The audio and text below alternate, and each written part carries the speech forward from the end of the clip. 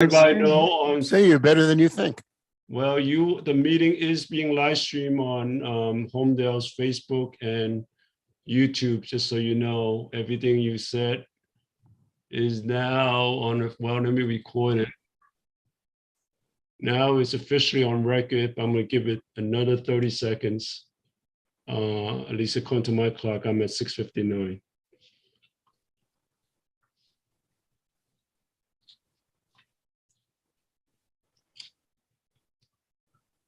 Okay, I got 7 o'clock. So I'm going to call this meeting to order. Counselor, could you read the Open Public Meetings Act notice and then take roll call, please? Certainly. I hereby announce that pursuant to the Open Public Meetings Act, that adequate notice of this meeting has been provided in the notice which was sent to the Asbury Park Press, the Two River Times, and posted on the bulletin board in Township Hall and filed in the Township Clerk's office. Now, I'll call the roll. Commissioner Burke? Here. Commissioner Buffalino? Present. Commissioner Gilstein? Here. Vice Chair Castning? Here. And Chair Kinji. I'm here. It's okay. So we have a quorum. So if you could please stand for the Pledge of Allegiance and then remain standing for a moment of silence to honor our troops both here and abroad that have worked tirelessly to protect us each and every day. I pledge allegiance to the flag of the United States of America and to the republic for which it stands, one nation, under God, indivisible, with liberty and justice for all. Please remain standing for a moment of silence. Thank you. Okay, before I begin, I'd like to read an opening statement. Since the beginning of the year, like other Holmdel public bodies, this Charter Study Commission has been holding its meetings on a virtual basis via Zoom due to the surge of COVID cases. Recently, we have seen that the surge of COVID cases has eased and there's been some relaxing of COVID rules. As a result, some public bodies have returned to conducting meetings on an in-person basis. We are at a stage where all our meetings involve guest speakers, and most of whom are from our town.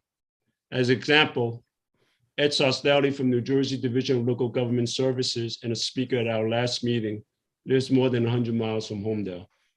Many guest speakers have expressed a strong preference to come before the commission on a virtual basis. Commission would like to return to in-person meetings. However, we also recognize the value and the benefit of hearing from the expert speakers and the desire for some of them to come before the commission on a virtual basis. So the commission is an independent statutory body and accordingly will make the decisions based on the best interest to accomplish its statutory mandate. Therefore, we will evaluate the situation and will return to in-person meetings when we feel it is appropriate. But regardless of whether meetings are conducted on a virtual or in-person basis, the commission has and will continue to comply with the Open Public Meetings Act, where the public can hear and watch the proceedings of our meetings. All right, first order of business. Can I get a motion to approve the minutes for the January 13th meeting, please? Moved. I'll move. Move in second. I'll do second. We'll just do a voice vote here. All those in favor, please say aye. Aye. Aye. Any Aye. opposed? Hearing none, the motion to approve the minutes is approved. Our next agenda item is the presentation on the forms of local government. But before I introduce the speaker, I would like to give a summary of our phase one. Since the beginning of our process, we indicated that our charge is a simple one: to study our current form of local government and to consider improvements to the present charter or possibly a new charter. We also indicated that it is possible to believe that the current government is working well, but there may be improvements to make it even better. Our plan is divided into 3 phases. The first phase is the study of our current form of local government. The second phase to explore alternative forms of local government. The third and final phase is deliberate and make decisions for any recommendations. We spent most of our time in January and February gathering input as part of the phase to study the current form of government, and we are at the end of that phase. Thus far, the commission has interviewed 70 elected officials that have served on a collective basis for more than 60 years on the township committee, including more than 20 years as mayor. They include current Mayor Greg Bontempo, former Holmdel Mayor Eric Hines and Larry Fink, former Holmdel Deputy Mayor Mike Nicholas, former Colts Neck Mayor Roseanne Scotti, former Millstone Mayor Nancy Trabilja, and former Hazard Committeeman Scott Brochard. 6 of those elected officials are Republican and 1 is Democrat. We also spoke with former Holmdel Township Administrator Sharon Roundtree.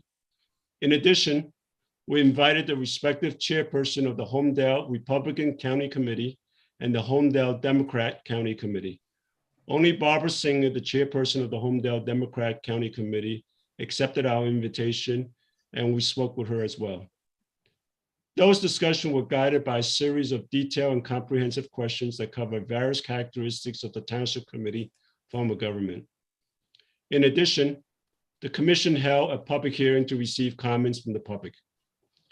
As we transition to our second phase, it's worthwhile to summarize what we have heard from those discussions with elected officials and comments received at the public hearing. But I want to be clear that this is a summary of what we heard in phase 1 of our work. It is not the commission's recommendations, which we will deliberate and decide later on in phase 3. There was consensus on some of the characteristics of our current form of government. Where appropriate, I've included a few specific comments or quotes from our guest speakers. The comments are not intended to be comprehensive, but just to give some color to the subject.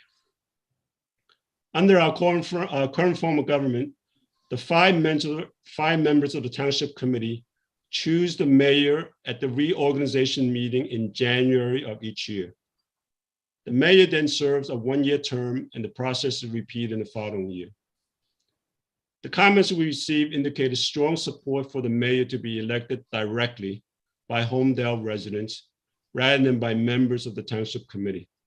As an example, Mayor Greg Bontempo said, and I quote, "Our current system has led to chaos and confusion in Holmdel, especially when an individual gets re-elected to the Township Committee, but then is not re-elected as mayor. That exact controversy happened during my first election as mayor in 2017, unquote." He went on to say, and I quote, "The TC system also means that the mayor is picked in a closed process where the Township Committee is all one political party. The mayor is often picked at a political caucus where the political party makes the decision, not the people. I don't see how this is good for democracy," unquote. Former Deputy Mayor Mike Nicholas said, and I quote, "We should let the people vote on who the mayor is, who the figurehead is. It shouldn't be done behind closed doors. I think that really is disenfranchising the entire town of Holmdel. The residents should say who's in charge. It shouldn't be done in some political caucus or meeting," unquote. Former Coastal Mayor Roseanne Scotti stated that she favors a directly elected mayor because when the mayor is directly elected, hopefully, you get an individual that's not going to close off the public, who's not going to do things that they're not supposed to do. Under the current form of government, elections are held every year, with a primary in the spring and a general election in November. Elections are on a staggered basis with no more than 2 committee persons running each year. On the frequency of election cycles, most of the comments we received were in support of not more frequently than every 2 years, with support on a staggered basis to keep the local government fresh and to have more public engagement. Former Holmdel Mayor Larry Fink said, and I quote, "By having an election every year, it does give voters a chance to express their satisfaction or dissatisfaction with the governing body, or at least with members whose terms are up, and that's a good thing. It also maintains relative stability on the governing body while allowing for gradual changes because only 2 seats or 1 seat at a time are up for election. so the makeup of the government body changes gradually rather than suddenly, which allows for some continuity, unquote. Under the current form of government, the number of committee members is fixed at 5. On the subject of number of members of the government body, there was no strong consensus, but most thought 5 or 7 appears to be the right number. Under the current form of government, elections are held on a partisan basis, meaning candidates run under party affiliations. The commission heard many comments in support of nonpartisan elections, similar to the Board of Ed elections. Current Holmdel Mayor Greg Bontempo said that he is a longtime Republican, but that there are no issues that are made at the local level that has anything to do with the federal level. Locally, residents are concerned about the quality of life in Holmdel. Therefore, local elections should be about who's going to get things done for the town and not about party affiliations. Former Holmdel Deputy Mike Nicholas said that, and I quote, "All politics are local, but the divisiveness and partisanship in this town have been out of control," unquote.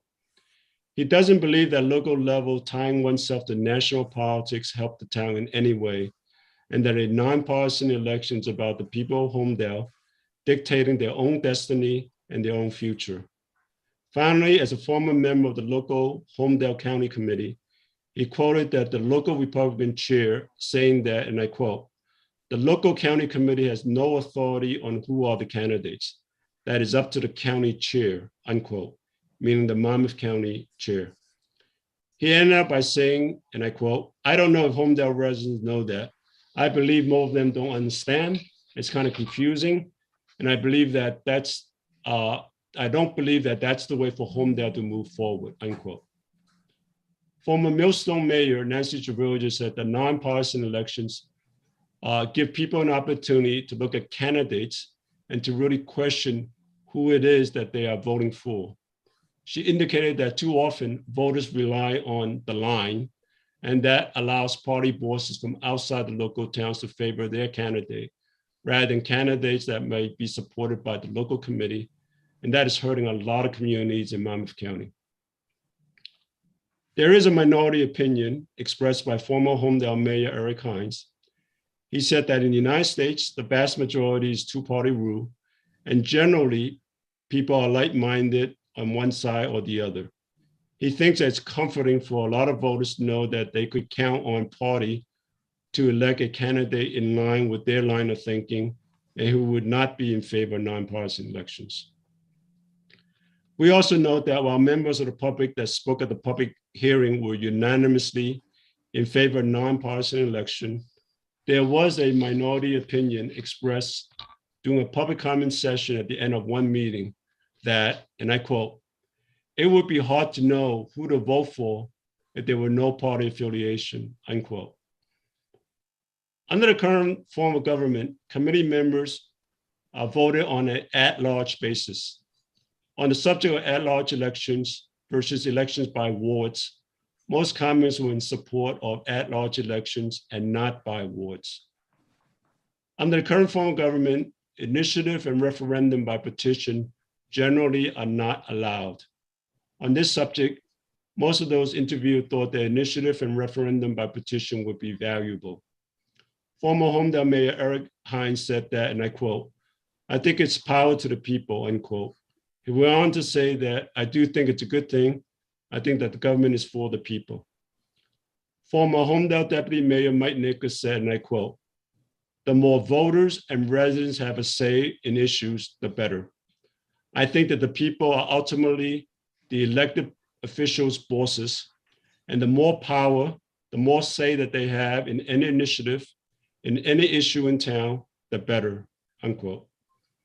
Former Mayor Roseanne Scotty from Coach Neck said that, and I quote, "I always like initiative or referendum," unquote, and that I think also that it behooves the township committee when there's an issue that is so divisive in public and they're going one way, but they see a lot of opposition, I think they have a duty to put something to referendum, unquote. Almost all the comments received at a public hearing on February 3rd echo the above sentiments. With that, I'd like to see if any other commissioners have anything that they'd like to add. Nope. It's a great sub- Anybody?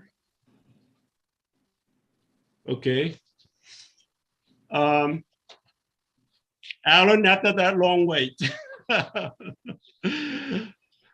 we have a great treat for us, a presentation on the forms of local government by Alan Zalkine and Kathy Cabano. Mr. Zalkine is currently the director of Rutgers University Center for Government Services, a position that he held since 2009. In addition, he is the principal of Cambridge Management Associates, LLC, a management consulting firm established back in 1995 to provide technical assistance to public sector and nonprofit organizations. He has provided consulting services to the National League of Cities, U.S. Conference of Mayors, and has served as a member of the National Association of Counties, NACO, Human Services, and Steering Committee for 6 years. He has provided management consultant services to numerous countries, cities, and nonprofit organizations in New Jersey. Counties. He also served as executive director for New Jersey's Municipal Management Association.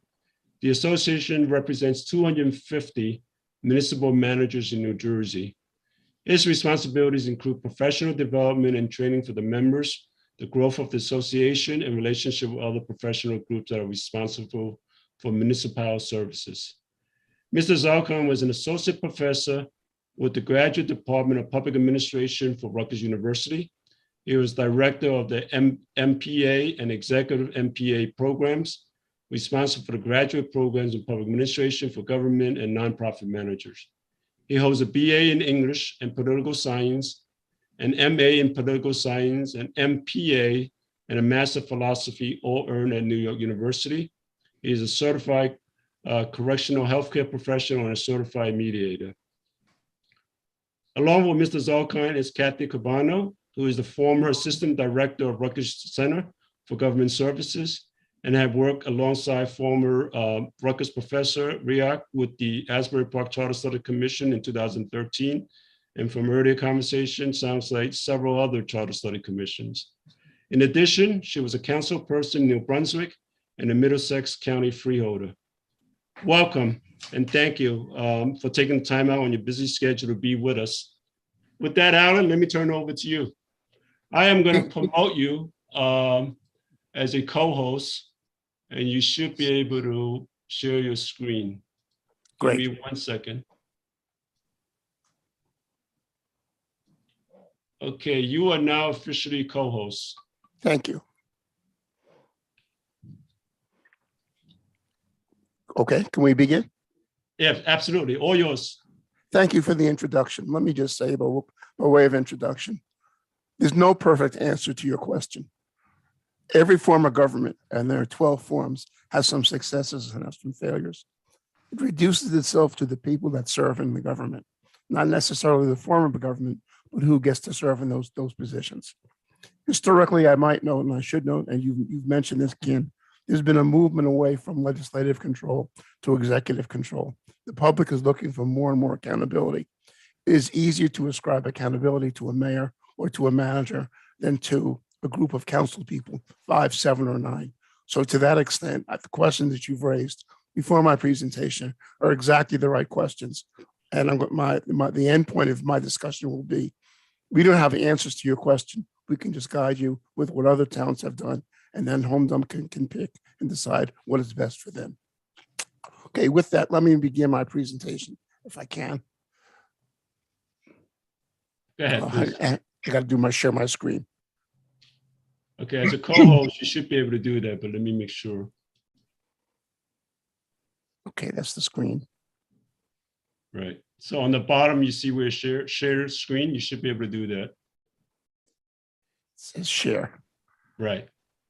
There you go. Okay, can you see it? Can you see the screen? Yes. Perfect. Yes, you Okay. can. Let me begin. And again, this is a little tedious. It'll take me about 10 minutes. And some of the information clearly you already know. Okay, bear with me a minute. Why don't you put it in slide Here. presentation mode? Okay, let me try that from the beginning. Okay, let's try that. There you go. Here's a you. summary of what, thank you, it was good advice. Key points, forms of government, variations in plans, how change in government occurs, descriptions and differences by form of government. We select 7 because Holmdel can become one of seven different kinds of government. Then analysis for the forms of government and conclusions. So that's the presentation. Key points, there are 12 forms of local government currently in New Jersey. Importantly and significantly different, there are 3 types of structures, not forms, but types. You have an elected legislature, elected executive. There are 341 of those, which include mayor council administrator, and small municipality. These forms of government serve with a directly elected chief executive. Second form of government is your elected legislative appointed executive, and there are 52 forms of those. These include the council manager form of government and your special charter. In this case, like what you were doing, the governing body appoints a chief executive, not the general electorate. The legislative people appoint the chief executive. The third form of government is your elected legislature executives, which includes the township committee, the village, and the commission. In this form of government, the governing body serves as both chief executive and the legislative body. There is no mayor. Okay, so your forms of government are significant because the types of government are significant, probably more important than the forms of government. There are 3 key historical periods with relation to forms of government. Pre-1950, optional municipal charter law in 1950, and amendments to the optional municipal charter law in 1981. In all cases, there's been a movement from legislative control to executive control. Public preference for directly elected mayor rather than diffuse responsibilities among legislators. So what you mentioned in your remarks does reflect the sentiment, historical sentiment about what has occurred in the state. Changes in forms of government are related to increasing complexity and diversity of public sector services. Government is asked to do more and more and more. And in that context, the public wants to hold certain people accountable for the services, not a body of people, not a committee of people. In summary, we have more boroughs and townships than any other forms of government. We have 565 forms of government. We have over 350 forms of government that are either boroughs or townships. And what does exist and what remains and will continue to remain, irrespective of the form that you pick, there's an existing tension between state oversight, control, and your home rule philosophy. So irrespective of the form that you pick, the state will always determine to a large extent what you can and cannot do. Alan, can I just stop you there? Do you mind we Of course. interrupt you with questions while it's still fresh? Can you just go back? So just as a point of question or information, so you mentioned that there are more boroughs and township than any other form. Yes. And then the previous point is that the 3 historical period where you have pre-1950 from 1798 to 1890. So is it a safe, fair to say that a lot of the boroughs and township is because of historical reasons, because they've been around 200 years, whatever, as opposed to some of the more modern forms that may have been around, sort of post 1950? That is correct. Yeah, so the mere fact that they are large in number by itself is more historical reason than something else. Yes. Okay, yep. Got it. Thank you. Okay. Forms of government, this is just an elaboration of the prior slide. Elected legislature and elected executive includes cities, towns, boroughs, mayor, council, and small municipality, and mayor, council, administrator. What's asterisk are the ones that have been permitted and allowed by the optional municipal charter law. So that's what distinguishes why they have the asterisks and the others don't. City has an elective governing body and elected chief executive. Town has elected governing body and elected chief executive. Borough, an elected governing body and elected chief executive. Mayor, council, elected governing body, elected chief executive. Small municipality, elected governing body and elected chief executive, if not selected by the council. Mayor, council, administrator, once again, represents, like the other 5 forms, elected governing body and elected chief executive. That's why these fall under the first form, elected legislature, elected executive. Second form of government, elected legislature and appointed executive, include the council manager and the municipal manager. The first case, the council manager, elected governing body and appointed chief executive. Municipal manager, elected governing body and appointed chief executive. And this really preceded the municipal charter law because this form of government was created in 1923. And finally, the third form of government, elected legislature executives, which includes commissions, villages, and townships, where the elected body serves as the administrators. There's no mayor, there's no manager. Question, Yes, let me go back. um, Question.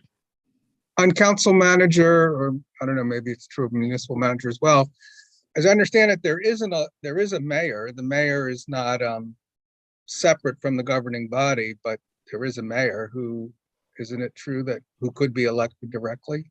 I have the 7 forms elaborated in later slides. Could you hold a question to reach Okay, that point? sure. Then you raise the question again. Okay. Okay. Again, forms of government, township 1798, cities 1880s, 1890s, towns 1880s, 1890s, boroughs 1880s, 90s, villages same. Commission 1911, that's the most recent form. Municipal manager 1923. Special charter renewed 1947, and then the optional municipal charter law in 1950. This includes all optional forms. Could be adopted by any municipality. You have to have an ordinance creating an administrative code, and the code essentially is the Bible by which the town operates, by which powers are invested in various officials. Initiative and referendum are all part of these forms of government. The forms can be changed through a referendum, including these things that are in bold are the critical variables for what differentiates these towns. Council size, whether it's a partisan or a nonpartisan election, whether the uses of wards or no wards, and whether the terms for elected officials are staggered or concurrent. So these 4 or 5 variables really determine which form of government or what forms of government can select. If you pick a form of government, you have to wait 3 to 5 years before you change to another form. And the four optional charters, the 5 really forms of government that exist on the optional municipal charter law, mayor, council manager, small municipality, special charter.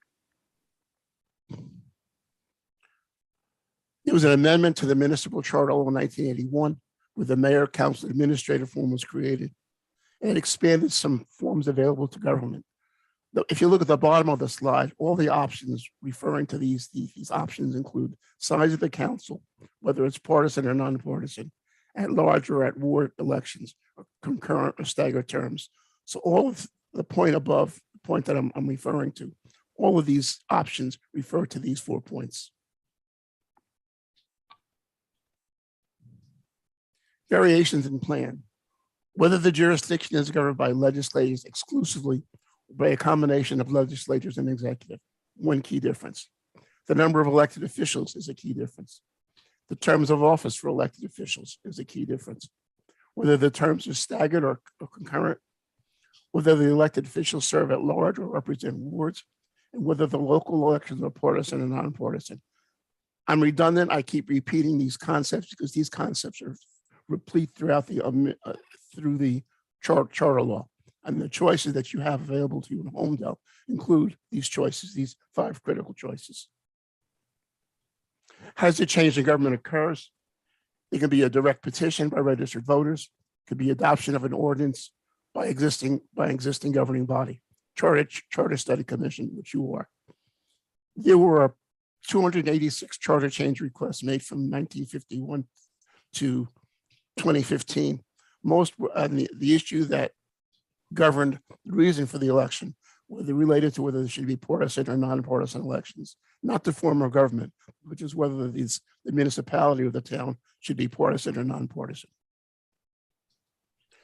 Here are the next section has to do with differences and descriptions. Holmdel can become a commission form of government, council manager. Can I interrupt a second? I have a question. Certainly, fire away. You quoted a number just now, 286 charter change requests since 1951 based on partisan versus nonpartisan. No. They were change requests were made. Most were related to partisan versus nonpartisan elections. Okay, The got reason it. that the reason that they changed included whether to be partisan or not, or whether to be a different form of government. So with all of those under the optional municipal charter law then? Yes. And do you know if they were all changed or they were just? No, some were changed, some failed and some succeeded. I don't remember the percentage, but they were not all successful. Okay, and what year does that come up to? Current year, 2022 or Up to 2015. That's my latest information. 2015? And the So, reason I cite that because this is not contemporary information. We're at least 7 years old.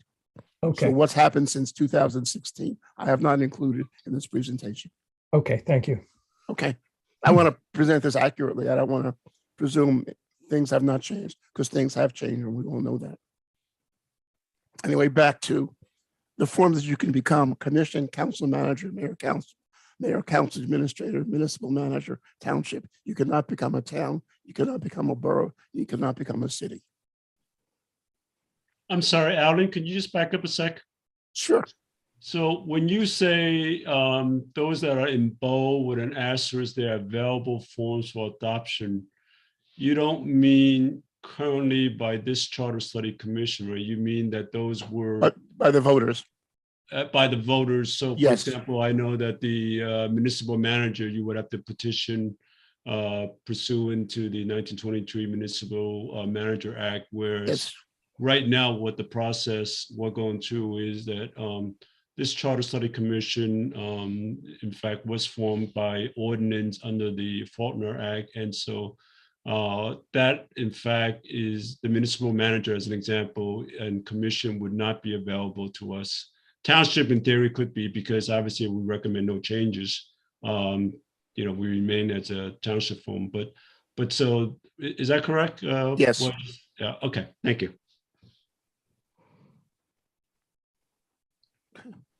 So this is the commission form of government. This is one of the 7 that I alluded to in the prior slide.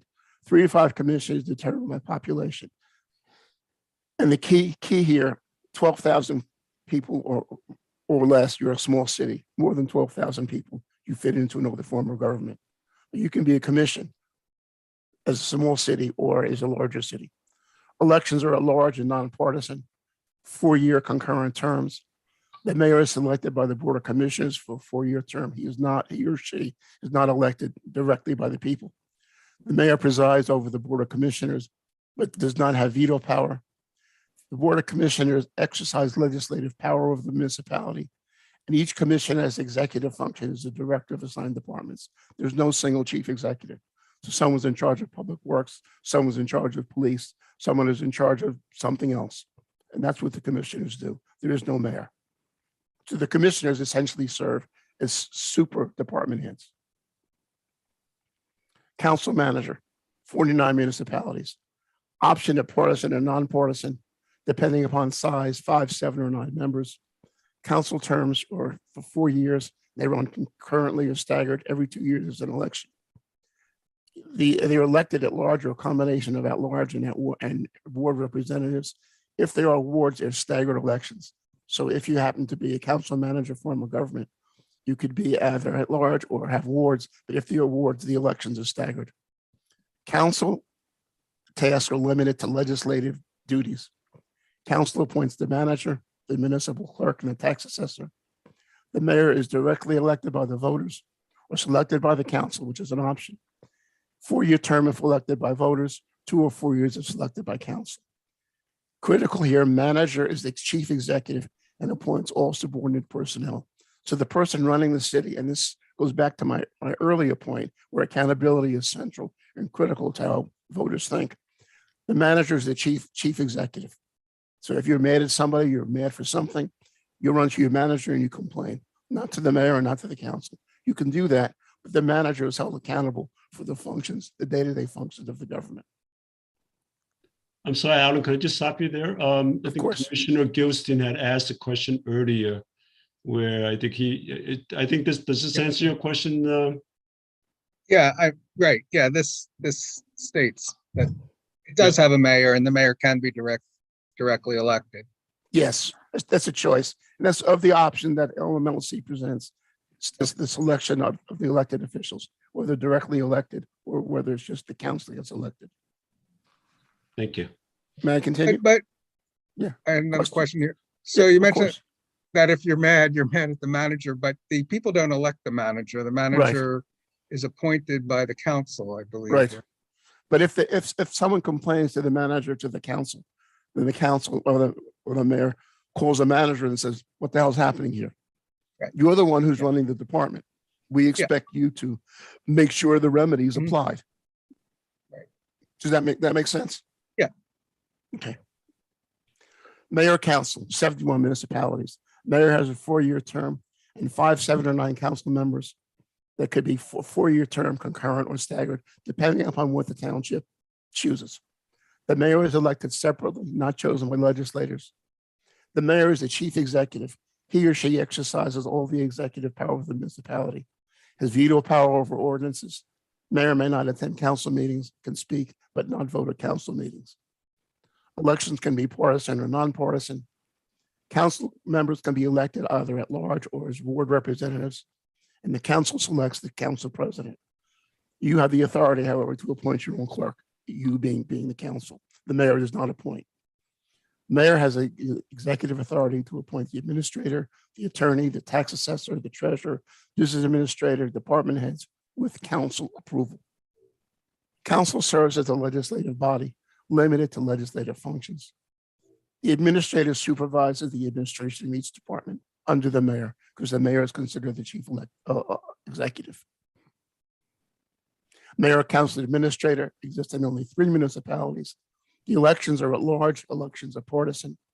Mayor has a 4-year term and presides at council meetings, but votes only to break ties. Mayor has veto authority over ordinances, but he or she can be overridden by 2/3 council vote. Mayor exercises the executive powers of the municipality, enforces the charter, local ordinances.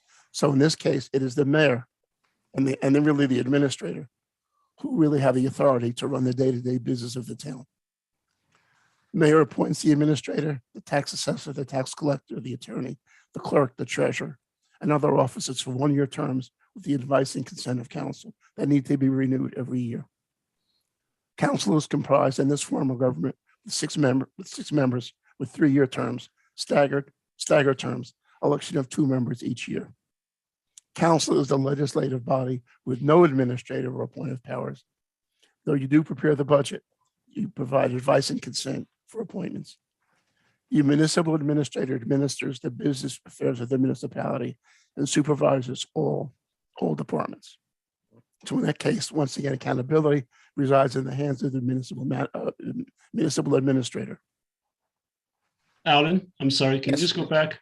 Yep. Is it fair to say this looks like a borough form of government, except that the administrator is required to be appointed? Has to be appointed, and in this form of government, the administrator has more authority than in a borough, because the administrator's responsibilities are defined in the administrative code. So there's a special section in the administrative code defining and outlining the responsibilities of the manager or the administrator, what he or she can or cannot do. Okay, got it. Thank you. You're welcome. Municipal manager form of government. We just did this one, right? No, we did the, Oh, we did the way, I'm sorry, I'm getting lost in my own presentation. Yes, municipal manager. Elections are all at large. Elections are all nonpartisan. You can have a council of 3, 5, 7, or 9 members, depending upon the size of the population, all serving 4 years in office.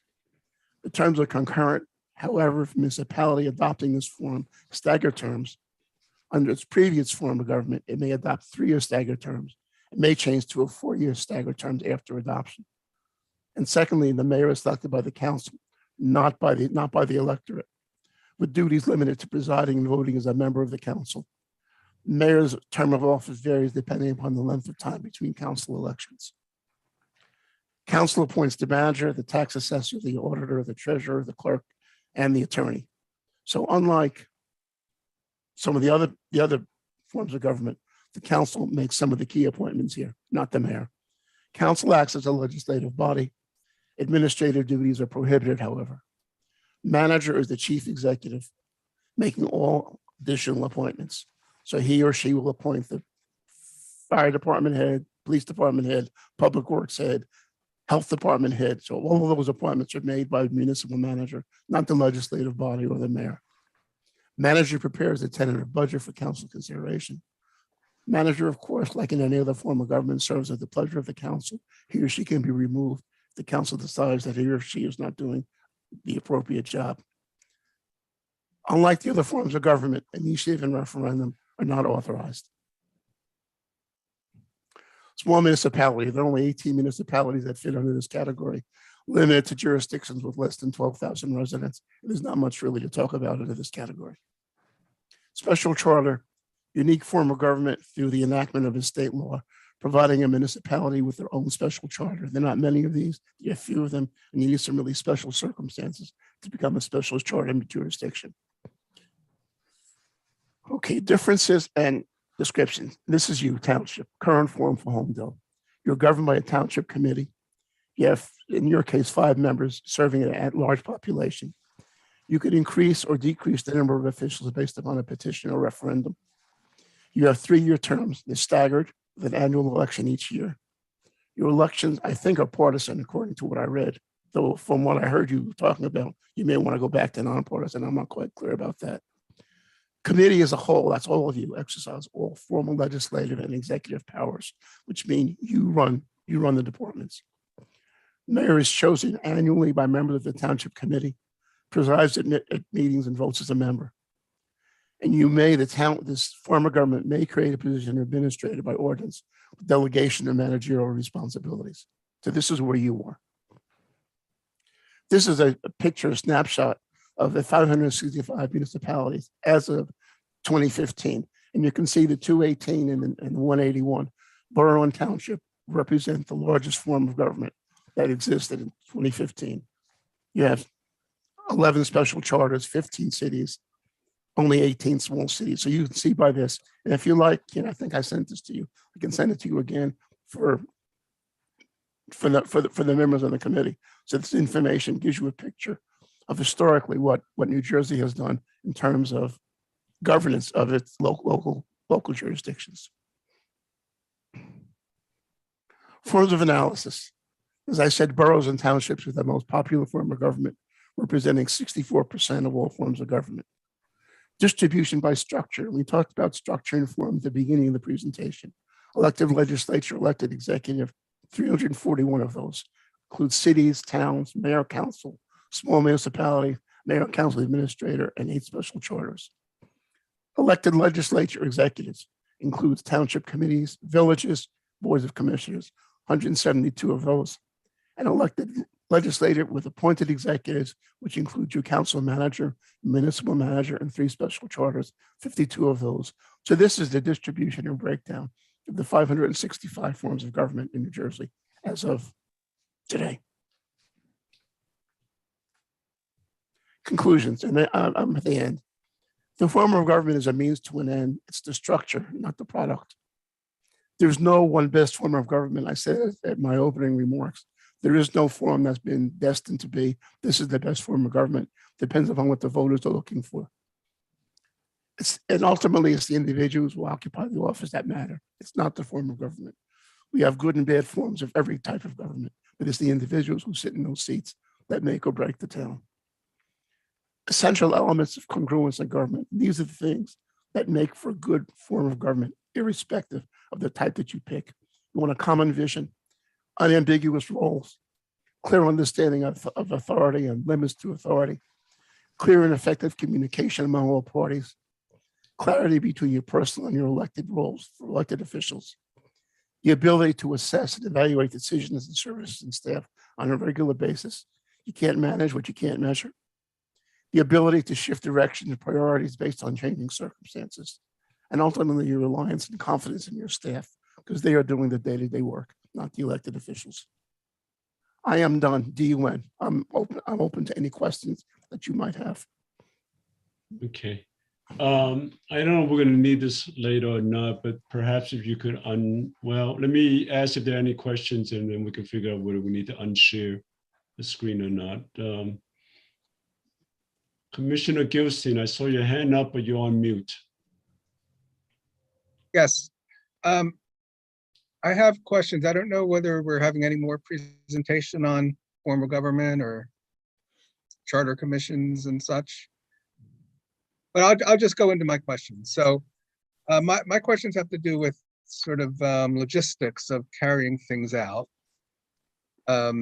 So if the commission makes a recommendation and then the voters of Holmdel pass the recommendation and say, yes, let us move to a new form of government, whatever it is we might recommend. How is transition handled? Does the commission design the transition plan, or does state law prescribe how it is to be handled? That's a really good question. I don't know. Kathy, do you know how they did it in Asbury or any other place? I don't, we just did the presentations on the options and they had counsel and attorneys that walked them the subsequent phases. It's a good question. Yep. If I could take a shot at that. Please. Once the question was on the ballot approved, meaning the form of government is to be changed, then at the next general election, the entire city government, the elected officials, are essentially removed. There is a new slate that is elected at the next election. They then take office, as usual, on it will be January 1st, or for a May election, it will be July 1st.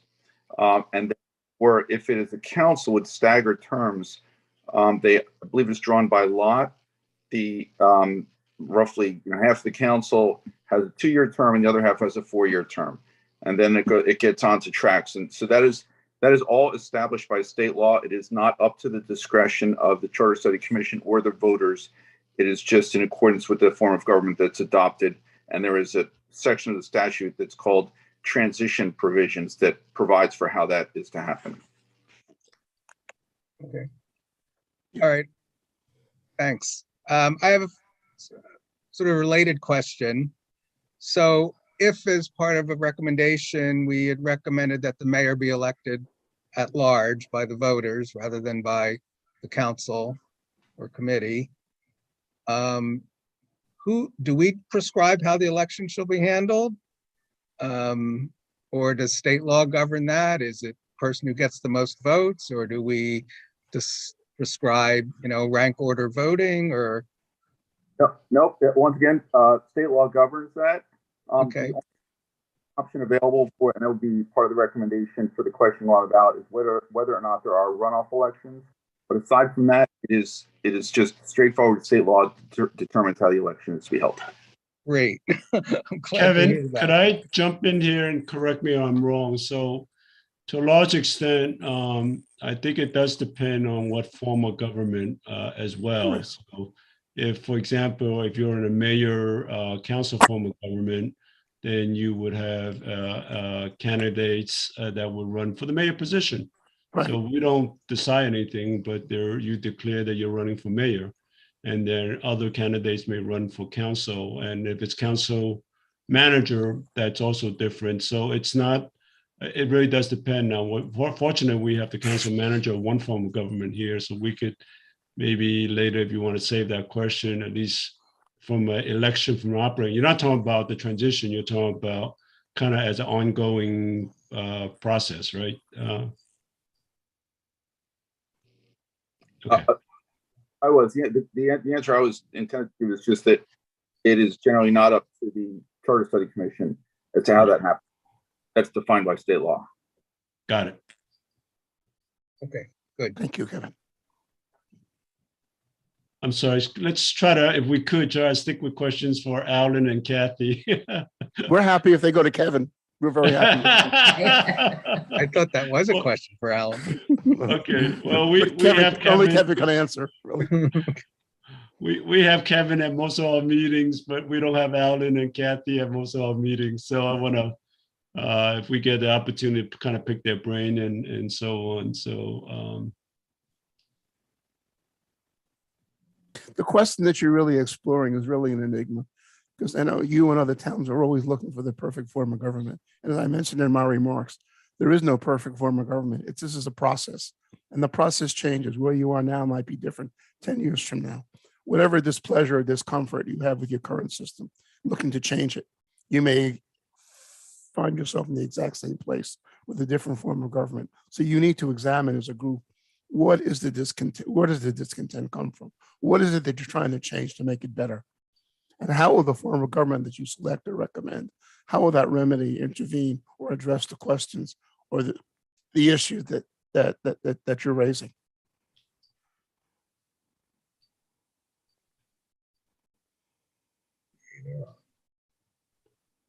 All right. Any other? Because I do want to respond a little bit, maybe if there's no question, kind of before we go to Tracy. You know, I at least for me, I must speak. You know, the Charter Study Commission was established as an ordinance, as a public question, and then the voters voted on that. You know, I don't think that the Charter Study Commission had any preconceived when you say certain things. I mean, I think we said this a number of times where, you know, even you believe the current government is working well, are there things that we could work to improve to make something that's working well even better? So there's not a preconceived notion that we're trying to fix this or that. And that's why when we went through the process, we asked questions of the various elected officials and public comment just in all the areas, and see what the feedback, kind of take a temperature reading, and you know, we got back the results that were summarized earlier. So it's really with that, what at least for me, I think, you know, perhaps for the rest of the commissioners, is that, you know, we got some interesting input, you know, so that's not, and that's something we'll have to go to a deliberation and figure things out. But there was not, you know, anything that's kind of, you know, now other Charter Study Commission may have different things, who knows, you know, obviously that, but okay, anyone else? Going once, going twice. All right, Alden, Kathy, again, thank you very much. That was very helpful. And again, thank you for taking time out from your busy schedule to share and make the presentation to us. We really appreciate it. On behalf of Kathy, I say you're welcome. And if I will send you a copy of the PowerPoint that you can distribute.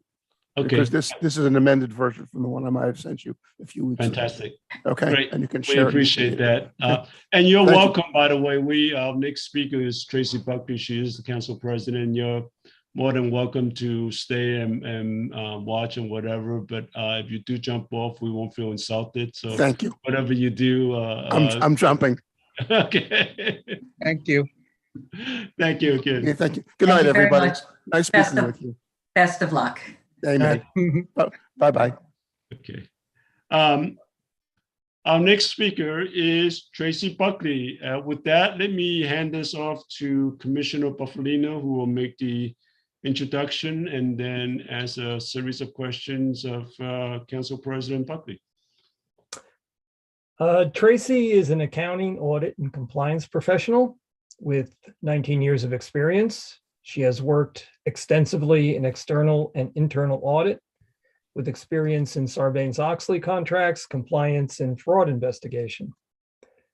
Tracy's been an integral active member of our community, having served as a former board member of her condo association and then ran for Tinton Falls Council in 2019 and has served as council president since her term began in 2020.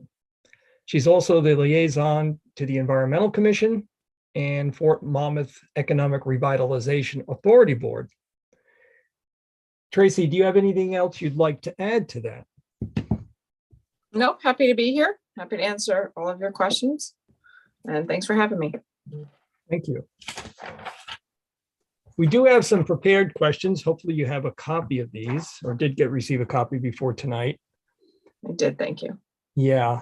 So number one, please describe your municipality's form of government.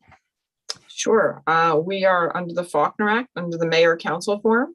So one of those 71, I think, municipalities it was. So we have 5 council members which are elected all at large. We don't have wards, and on a nonpartisan basis. And then we have a mayor who is directly elected by the representatives as well. Mhm. Our terms are staggered. So every 2 years, there's local elections. 1 year, it's the mayor and 2 council members. And then 2 years later, it's the other 3 council members. Thank you. Can you provide any background or considerations that led the town to form the local government as you just described? Not directly. It was done in 1985. Back at that time, so I can only tell you what I've heard from people, but I don't have a lot of detail around that. I do know that it was done via a public referendum at that time. Folks generally like this form of government as opposed to others. So, can you give us an idea of what you think works best in the form of government that you have? sure. So I will couch this by saying I think it depends on your municipality and your residents, right, and what they want. In particular, in our form of government, to have the legislative body be independent from the executive branch. I think most of us like that. And I think it kind of makes sense to the residents as well. When they think of national, they think of Congress, and then they think of an executive branch. It's sort of a microcosm of that, obviously different, but it's generally similar, as opposed to each individual council member, for example, being the head of a department, right? Who you might have some in other forms of government.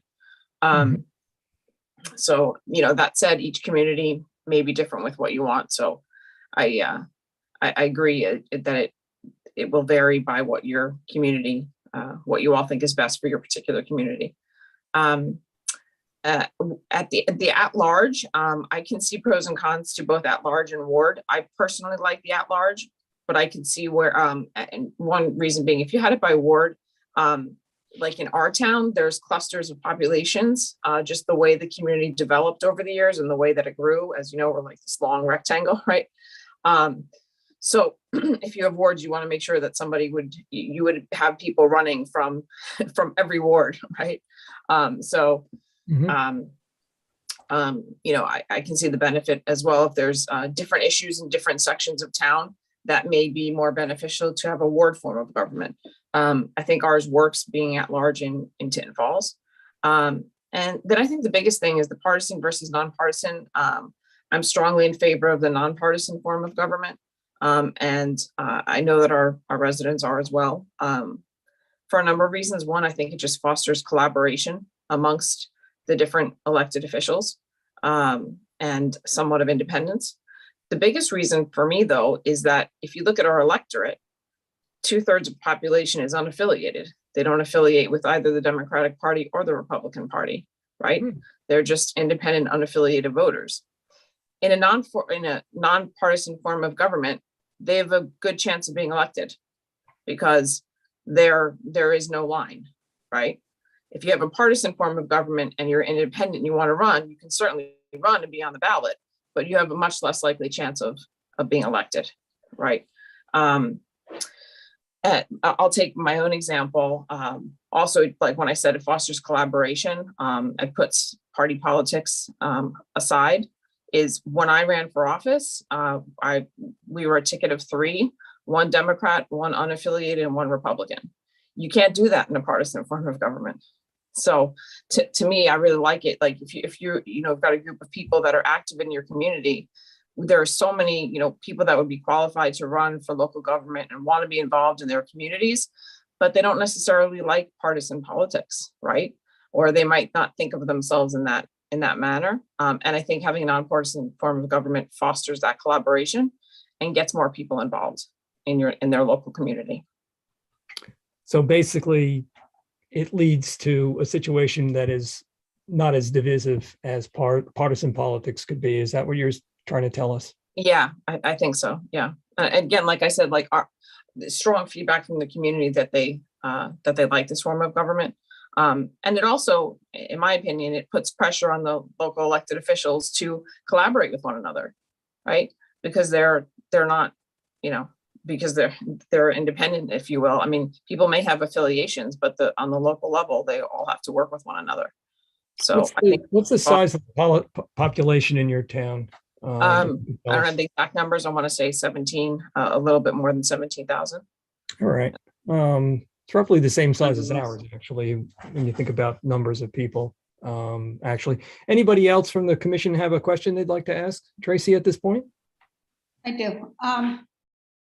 In terms of functioning, so your mayor can attend meetings, may not attend meetings. Could you describe a little bit about what your mayor does in town? Because it's different from our mayor. Sure. Yeah. So it's just like that slide described the mayor council. The mayor's the chief executive, and he appoints the borough administrator. The borough administrator is the department head of all of the other departments. That said, though the mayor does appoint the BA, that position also needs advice and consent of the council via a simple resolution.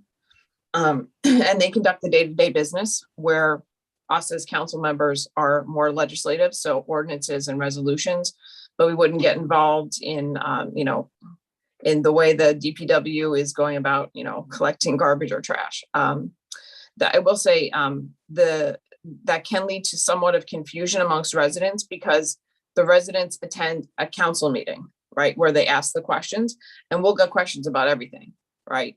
Because of all the different forms of government, if they're not familiar with that, they'll just, they can ask the council member all of the questions around things that are handled by the administration. So again, it fosters collaboration, because, we will then hand that off to the administrator or include the administrator or DPW, wherever the case may be in that. That is why at our council meetings, to your point, the mayor does not have to attend. The mayor usually does attend, as does the director of law and the BA, and our engineering department head as well usually attends. But they're Tracy, not required, is that right, Tracy? I'm sorry, what was that, Ken? They're not required to be there. They happen to attend, but they're not part of the council, so they actually don't have to attend. That's correct. The mayor does not have to attend. The BA, I think, I don't know that it's in a ordinance anymore. Maybe Kevin would know. But most of the questions, more of the questions are for the administration at the council meetings than are actually for the council. But we field all the questions, and that's why it helps to have all the professionals there. Tracy, how would a bond ordinance take place under your form of government? So it would be proposed by our CFO, right? And would be voted on by council, just like any other ordinance. So would it emanate from the administrator side of it? Yeah, typically it has. Yeah, from our CFO, if we were to do something and need a bond ordinance. Okay. I'm sorry, before you move on, Jerry, so just to go back to the point earlier you made about nonpartisan elections and so on, one of the very interesting things, I don't know if the other commissioners knows about this, is Tidden Falls made a little bit of history in recent years, having elected a 93-year-old mayor who then got reelected as a 97-year-old mayor, I think. And what's interesting is, under a normal partisan election, I just wonder, I don't know if you have any comment or insight whether someone like your 93-year-old mayor would have been elected under a, if not for a nonpartisan election, within Tidden Falls. I do not know. Okay, I'm just curious, because normally it's not something, at least what I imagine, whether it's Democratic or Republican, that you would have someone at that age to be sort of endorsed or supported by, sort of party bosses. So I mean, in this case, the election is directly decided by the voters. So it really, it's not decided by any party bosses or anything like that. So it's interesting. Okay. One other question related to the last topic was that you meant, I think Commissioner Buffalino asked about the bond ordinance, but isn't it true that the council actually approves the budget and also has line veto or line specific authority. So a bond ordinance may come from the CFO, but ultimately it has to be part of that budget, right? For the actual expenditure to be authorized. Is that correct? Yeah, that's correct.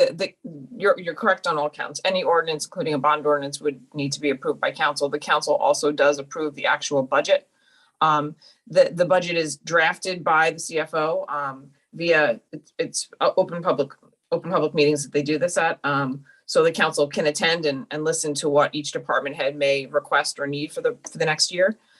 Puts together a draft budget, circulates together with the mayor, circulates it to the council members. And then it gets introduced at a council meeting. From the time the council has it there, can certainly propose any amendments, ask any questions, request things, prior to, like we're looking at the environmental commission. I can say like some liaison to the environmental commission wants to join the composting council and we need X amount of dollars in the budget. They would put in each department head puts in a request to be put into the budget. It just kind of make things flow smoothly as opposed to waiting to the last minute and making amendments. And then there's just an open collaborative question and answer period. But certainly if the council does not have to approve the budget, can recommend or ask for amendments before they would go ahead and approve the budget. Okay, thank you. Mm-hmm. One more question. So your mayor has veto power, is that right? Yeah, that's correct. So the mayor has veto power over any ordinance. That is correct. And then the council, and Kevin can keep me honest here, if the council should choose, I should say, the mayor has veto power up to, I believe it's the same time frame as the governor, up to 10 days past the time that an ordinance would be passed by the council. The mayor can either veto it or do nothing. And then it becomes law after that allotted time period as determined by the state. Should the mayor veto the ordinance, any ordinance, then the council can, by 2/3 majority, in our case, that would be 4 of the 5 council members, override that veto. We have a tight time frame from the time that the mayor would veto an ordinance to hold a special meeting and then potentially override the mayor's veto. So in your experience, have things run mostly smoothly in terms of the mayor not vetoing much, or has there? Yeah, been- so I've only been on council since 2020, so I Okay. can't talk to that much before then. But yeah, so there's been times where the mayor hasn't signed the ordinance, but the mayor has not vetoed any ordinance. So, and part of that is, we do try to collaborate with everybody so that you wouldn't have that situation, right? So we get everyone's feedback. If there's something that is complicated and we need a lot of explanation, we'll hold workshops that everyone's invited to, including the public, for public comment period, so that when we do introduce an ordinance, we think it's in a good shape. So things will run smoothly. So. I'm sorry, I'm probably getting into the weeds here and I apologize. Maybe I'll just do this once, Tracy.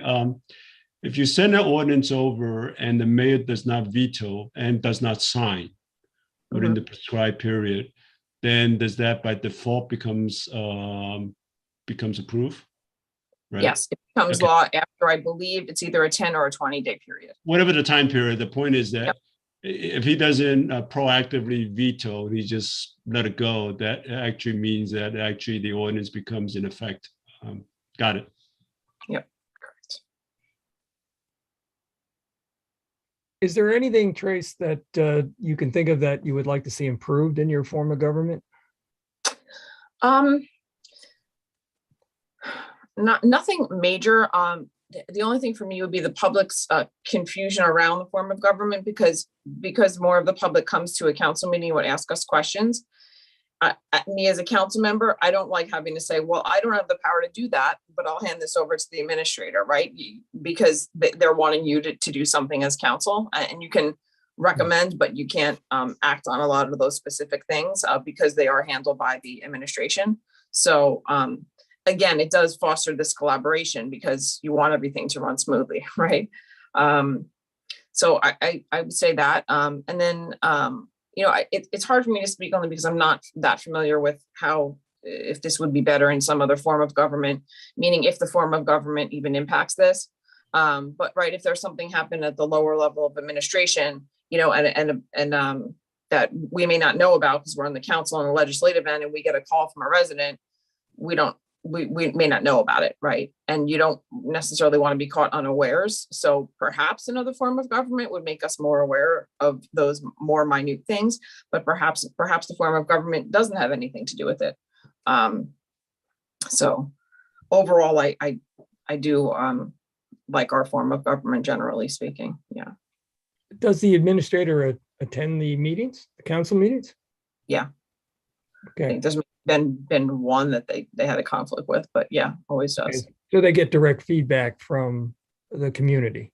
Yeah, absolutely. Yeah. And that's how it usually goes, right? Is that during public comment period, public can ask any question they want about anything. If it's not something under council, I will turn the question over to the administrator. It's a legal question to the director of law. If it's engineering related to the engineering department. So. Okay.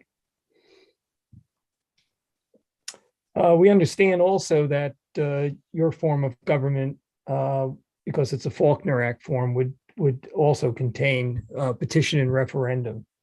And one of the questions is, has that ever happened in your town? And what was the outcome of it? So we had a referendum 2019, whether or not we wanted to eliminate runoff elections. But it didn't go through public petition to the council because the council listened to the residents and proposed it via ordinance.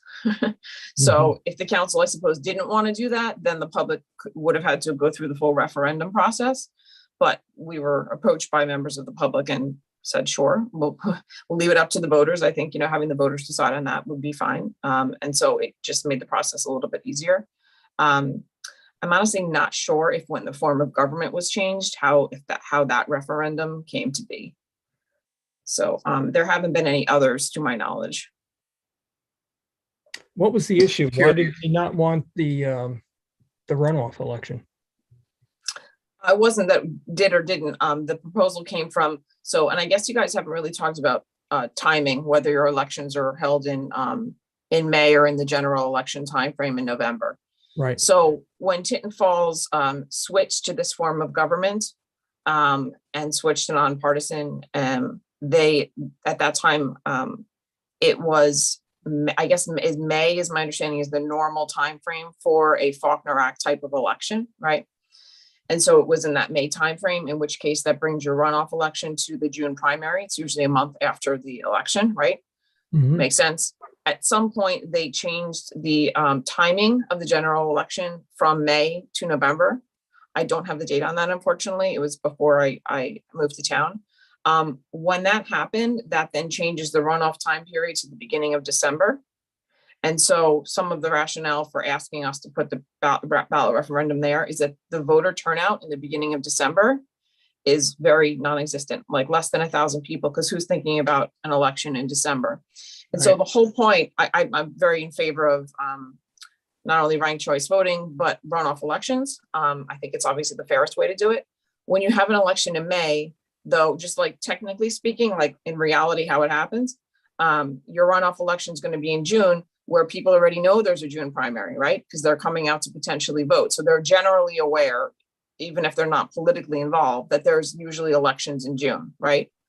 But when you have a general election in November, no one's usually aware that there's a runoff election in December. So there's a significant drop in turnout. So you maybe, while the idea is great, who's actually voting in December? So you could have, even if no one got a plurality and you would need a runoff election, the people who are ultimately voting are just the voters who would vote in December, which could be a very small fraction of your overall voter turnout. So the intent may not actually be fulfilled by having it in December. That said, if you have your full voter turnout, obviously, in my opinion, runoffs are better because then the voters are getting a choice on the top two candidates. So your elections are in May, is that correct? No, they're in November. Okay, Were changed from May to November at some point. I don't have the date as to when that happened. I don't know if, and what kind of voter turnout? I know you haven't been there that long. What kind of voter turnout would you say you get? it's about, I wanted to say maybe anywhere between, depending on whether or not it's a presidential election year, anywhere between like 5 and 8, 9,000. Oh, significant. Yeah. Okay. All right. Any other questions from the commission? Just out of curiosity, what was your prior form of government? Oh goodness, before 1985, I'm not sure. I think I want to say borough, but I don't know. Kevin, do you know? I don't know. I don't know. I think probably borough, but I'm not. I want to It's say just- borough, but there was also, because there were New Shrewsbury, and then they changed to Tinton Falls, and then they changed the form of government at the same time they changed to partisan versus nonpartisan. So I am not positive. I can find out for you though. That's okay. Thank you. I think she's covered everything, Ken, that we wanted her to cover here in the questions. Okay. I'm just looking at your questions. Yeah. Concurrent versus staggered. I Oh. would favor staggered, specifically for what Alan had discussed, to where you never have a brand new slate of individuals running. You always have some folks that have 2 years experience under their belt. And a lot of the things are, minutia about why we did something the way we did, in the past. So that significantly can help the the members that have been there to help the newer elected officials. And you Okay. never have a full turnover. So at some point you might have 2 or 3 people running. I think that's what you said. Yeah. So Do they, has it occurred that they run as a slate against another slate? there have been those instances. There also have been instances of individuals running by themselves as well. And you can get a lot of political people to say it might be advantageous one way or another. In Tinton Falls, though, I don't really know that it's made too much of a difference. Because when you're a nonpartisan, there's no line. It's all just in this own box. So it's certainly, we were in the third column, which is generally the least advantageous when I ran for office, and our whole slate won. So I don't know that the general logic doesn't necessarily apply. It also just depends on your voters and who you know, because there is no line. You have, if you're very involved in your community, whatever organization it may be, and then you decide to run for office, more people generally are aware of you. So I think that's a good thing, because it kind of drives people to be involved in their town. Yeah. Thank you. Did I Well, say good so? point. Thank you. Yeah. So when I ran, initially I just thought I was running by myself, and then, we just mutual friends in town. Oh, I hear so-and-so wants to run. Why don't you meet up with that person? I think you guys are similarly viewed. Why would you be running against one another? So I met with that person. They were right. Want to run together? Okay. Then there was another individual who was running, who was thinking of running. We met with that person. We decided to form a slate. It didn't matter what party we were, because, and that's kind of how our slate came together. It was kind of organic, from voters talking to us and saying, hey, you're running, but this other person's running, and I think you both would all make sense running together. And that's how it wound up happening. So. Would you say that it really lends a lot of strength to focusing on what the town really wants versus the political parties then, and, overall? Oh, for sure. 100%. Yeah. I think that's a main benefit. Mm-hmm. I have a question. Since you're not running parties and there's not somebody selected by the party to run, how many people generally run for one position? Like how many people? I'm sorry, How many you cut people? out for a minute. How many people generally run? Yes. Okay, that's changed a lot over time from my understanding. So when I first moved to town, there were folks that ran unopposed. So it was hard to get people to run for office. And to where when I ran for office, there were 7 people running for 3 slots. So there were full slates and 1 person running individually on their own. And just looking at voter turnout, people didn't pay attention to anybody running to one another. They just circled. They just went all over as to, so, I mean, I personally think that's a good thing because the candidates, you can't rely on a political party. You have to get to know the issues specific to your town and the residents in that town, and I think it drives that because of the form of government. Do you think residents pay more attention to what the people are running on? I mean, do you seem like is there more interest since they're not attached to a party? Do people want to know more about the candidates? Oh, that's hard to say. I think it depends on the individual voter. I would generally say yes. People are inquiring more about the candidates because there is no political party affiliation with that. Although often they'll want to know what your political party affiliation is or why are you running? What's the issue in town? Like I said, there are some things that when I ran for office, I didn't think would be of the top of mind of the residents and wound up being, a major election issue. So I think having that, I think it drives the grassroots issues, and candidates to be successful as governing body members have to pay attention more to what the residents are looking for and why they elected them. Mm-hmm. I had a question. I'm off mute. I know this might be another one for Kevin, but can you run both for mayor and for council? And then, like, if you don't win as mayor, then you could be a council member? Or you're only allowed to run in one of those races? I'll take that. It doesn't happen a lot. I've seen it on occasion. I believe that you can run for both, but you can only accept, I know you can only accept one office if you're elected. Although I have to say, I think it's pretty rare that people do that, but I think it's possible. Would it also depend on the year? So like if you're in the middle of our terms are 4 years, I should say, by the way. Yeah.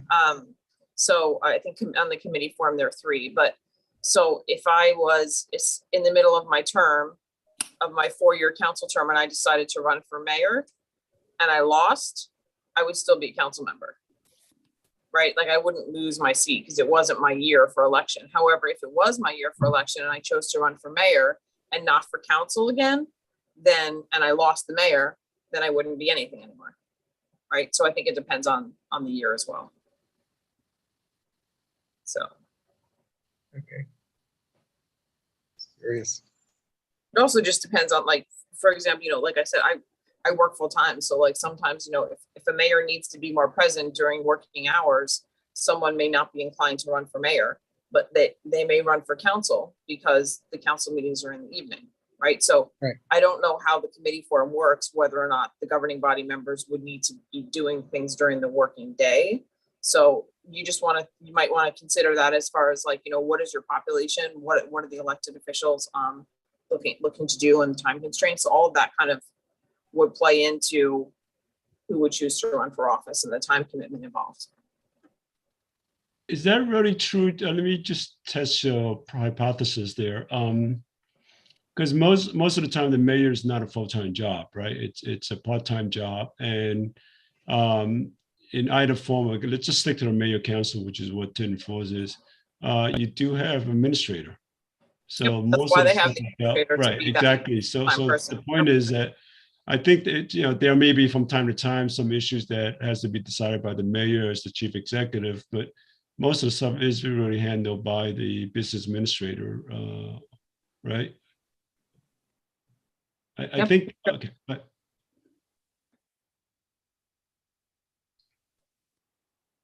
Okay. Any other questions? Sorry, Tracy, you can see this group is very inquisitive and lots of questions. But, your job, that's a good thing. Going once? Going twice? Thank All you. right. Tracy, thank you very much. This has been very Tracy. helpful. I know you've been very busy and but still managed to take time out to help us. We really appreciate it. It's nothing like a person who's actually currently in the governing body that's on one of the forums we're considering to just kind of help us, give us feedback and whatever points that we don't understand. So again, thank you very much. Appreciate Sure, it. happy to help. All right. Thank you. All right. Thank Take care. you. Bye.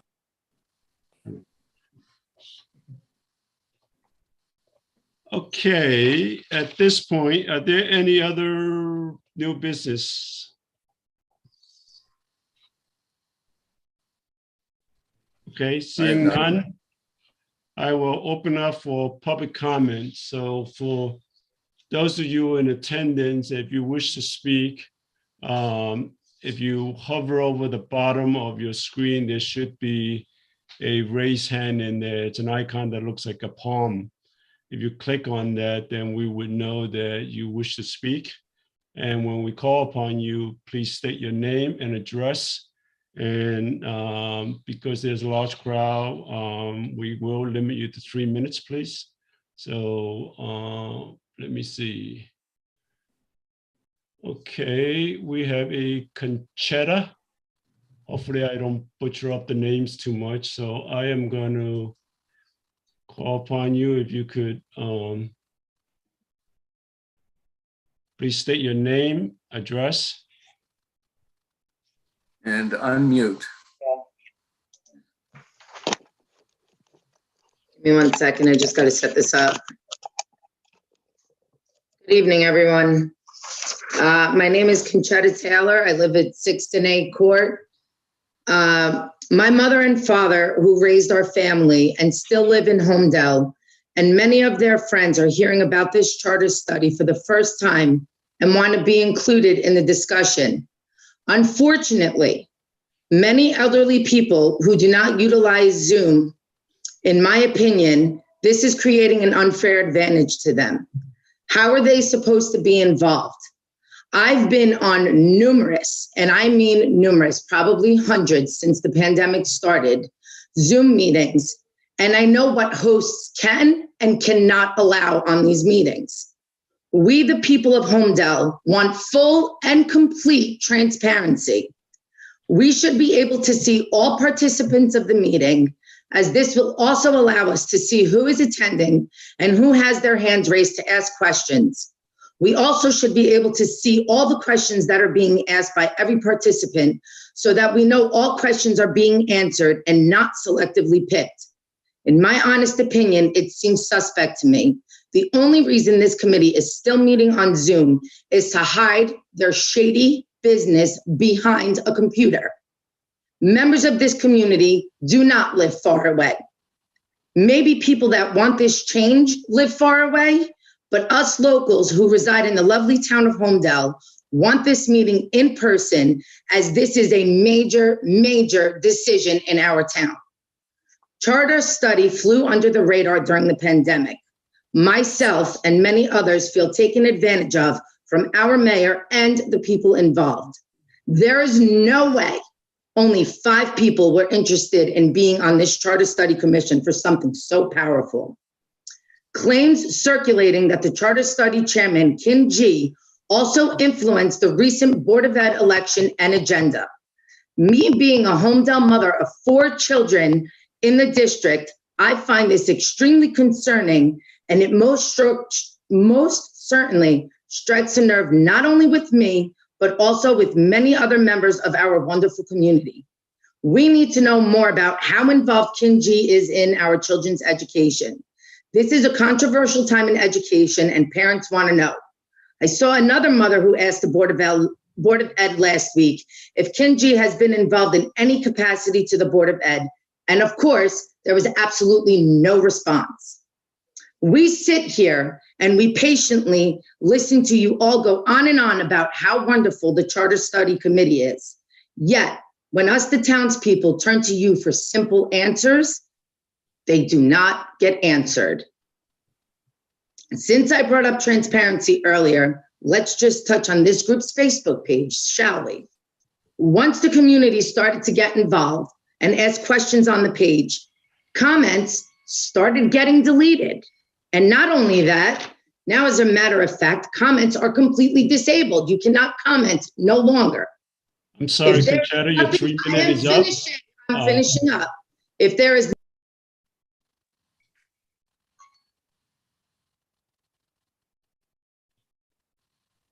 Let her know that she's not being heard. Conchetta, you have been muted because your time is up and you will be removed. Thank you for your comment. And we will ask the next speaker to speak.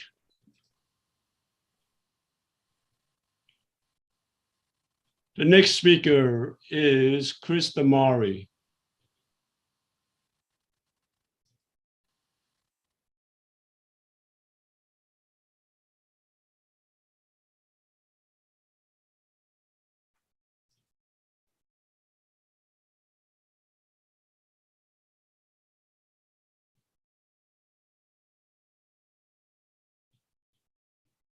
Do we have Chris? Where are you?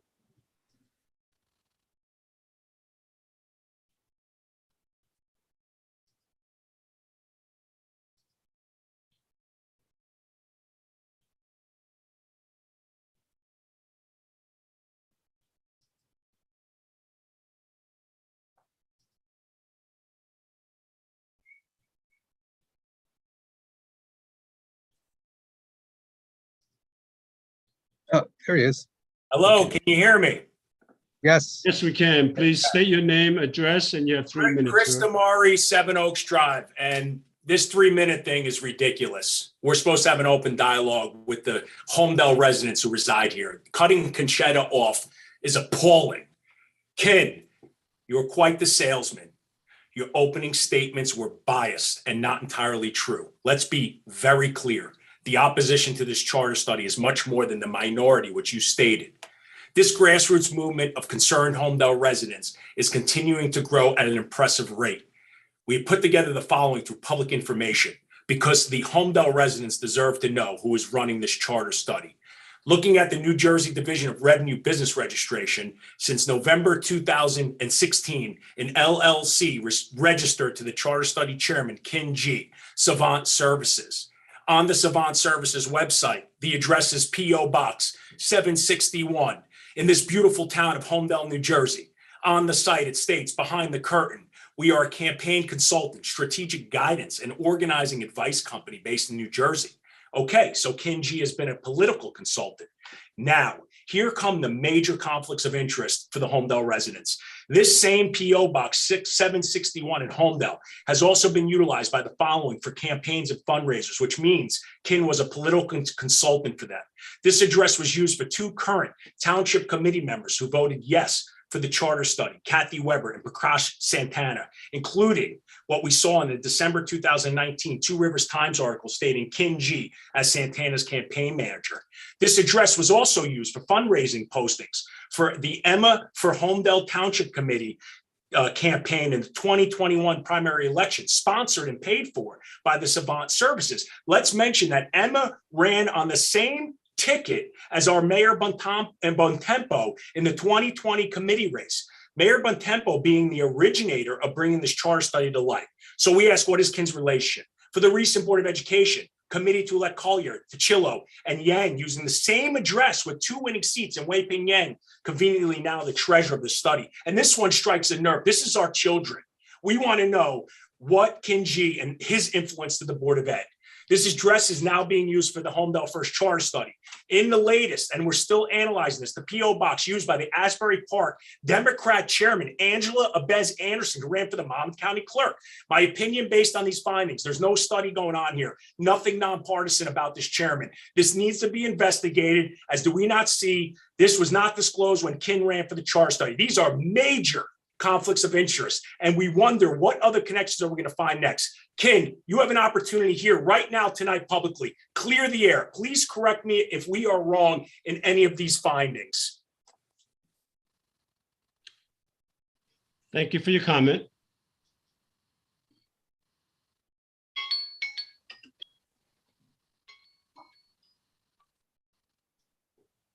Our next speaker is Wes and Delilah Fagan.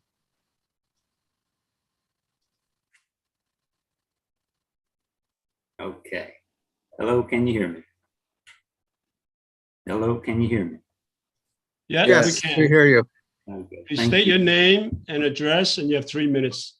Wes Fagan, 50 Chestnut Ridge Road. At the end, I have 3 questions. As we enter phase 2 of our journey and recognizing that we have 15 meetings scheduled through August, I thought it a good idea to get to know you better through your publications. So I visited a website, holmdelcharter.com. The homepage is titled Holmdel Charter Study Commission. There's a nice brochure showing tonight's agenda. I encourage you to continue to publish agendas prior to each of the next 15 scheduled meetings. In quoting your website, it announces that by statute, you commissioners are not compensated. However, all your expenses are paid, including your attorney and your secretary, for the nominal amount of $15,000. Finally, the stated goal of this commission is to, quote, recommend something that will be best for the next 100 years, and that your mission is heard and has a far-reaching and lasting impact. The next screen requests donations be made to P.O. Box 761, but now the name has changed to Holmdel First Charter Study Committee. And now I'm scratching my head. Did I just go down a rabbit hole? My questions are, number 1, is this legal for the attorney? Mr. G, is this moral? Or for the commissioners, does that not even matter? Secondly, is the donor list available to the public? And thirdly, if all your expenses are covered by we the taxpayers, what exactly is the money being used for? That's all.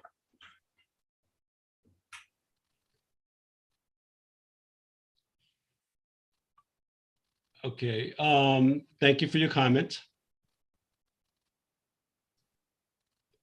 I'd like to maybe make a quick response because I think people are confusing a lot of things. So the website does have election information from prior to the November election.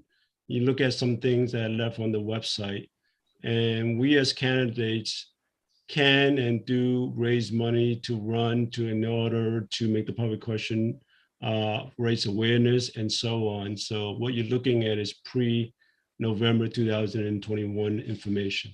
Thank you. Just to be clear, we are not raising any money right now, and we are not being compensated in any way right now. As Ken said, that was prior to the referendum question, and while we were running, we did solicit for donations. Okay, Yeah. next. I was going to person say, our is- expenses are for our council, and as well as a secretary to take minutes, so the public is informed. There's nothing else we're putting through as personal expenses here for travel or anything. So we're investing a lot of our time and effort in this to help this town. And a lot of the statements I hear being made and accusations are very disingenuous. They mean nothing because we haven't done anything that's bad or sinister here. Ken's efforts to run campaigns is not an illegal act. He's been involved in the town for many years and helped the town in quite a ways. So I'm having trouble with a lot of these disingenuous comments. Running smear campaigns, trying to hurt the people that sit on this council who are spending a lot of time and effort of their own time, is something that shouldn't be happening here. You want to cooperate with us and help us with our program? Yeah, it's a good thing. I mean, I'm sitting here because of things that went on in this town 4 years ago. At the time, we lost a township administrator, a CFO, and our mayor was censored all at the very same time. So red flags were flying all over the place here. And I've been in the corporate lending business for 45 years. And if that had happened to one of my clients, I would have had a forensic audit going back 10 years on this on this town. That's something you better start understanding. The optional forms that are being presented here to give the community more control and oversight in government. That's why the government passed these in 1950. Some of these forms of government that currently exist are more than 200 years old. They don't match up with modern standards. The options give us more things that the community can benefit from. Now, why there's such a controversy over this, I don't get it. I don't understand it. You want to attack people? Nobody sitting on this council can be attacked because we haven't done a damn thing wrong.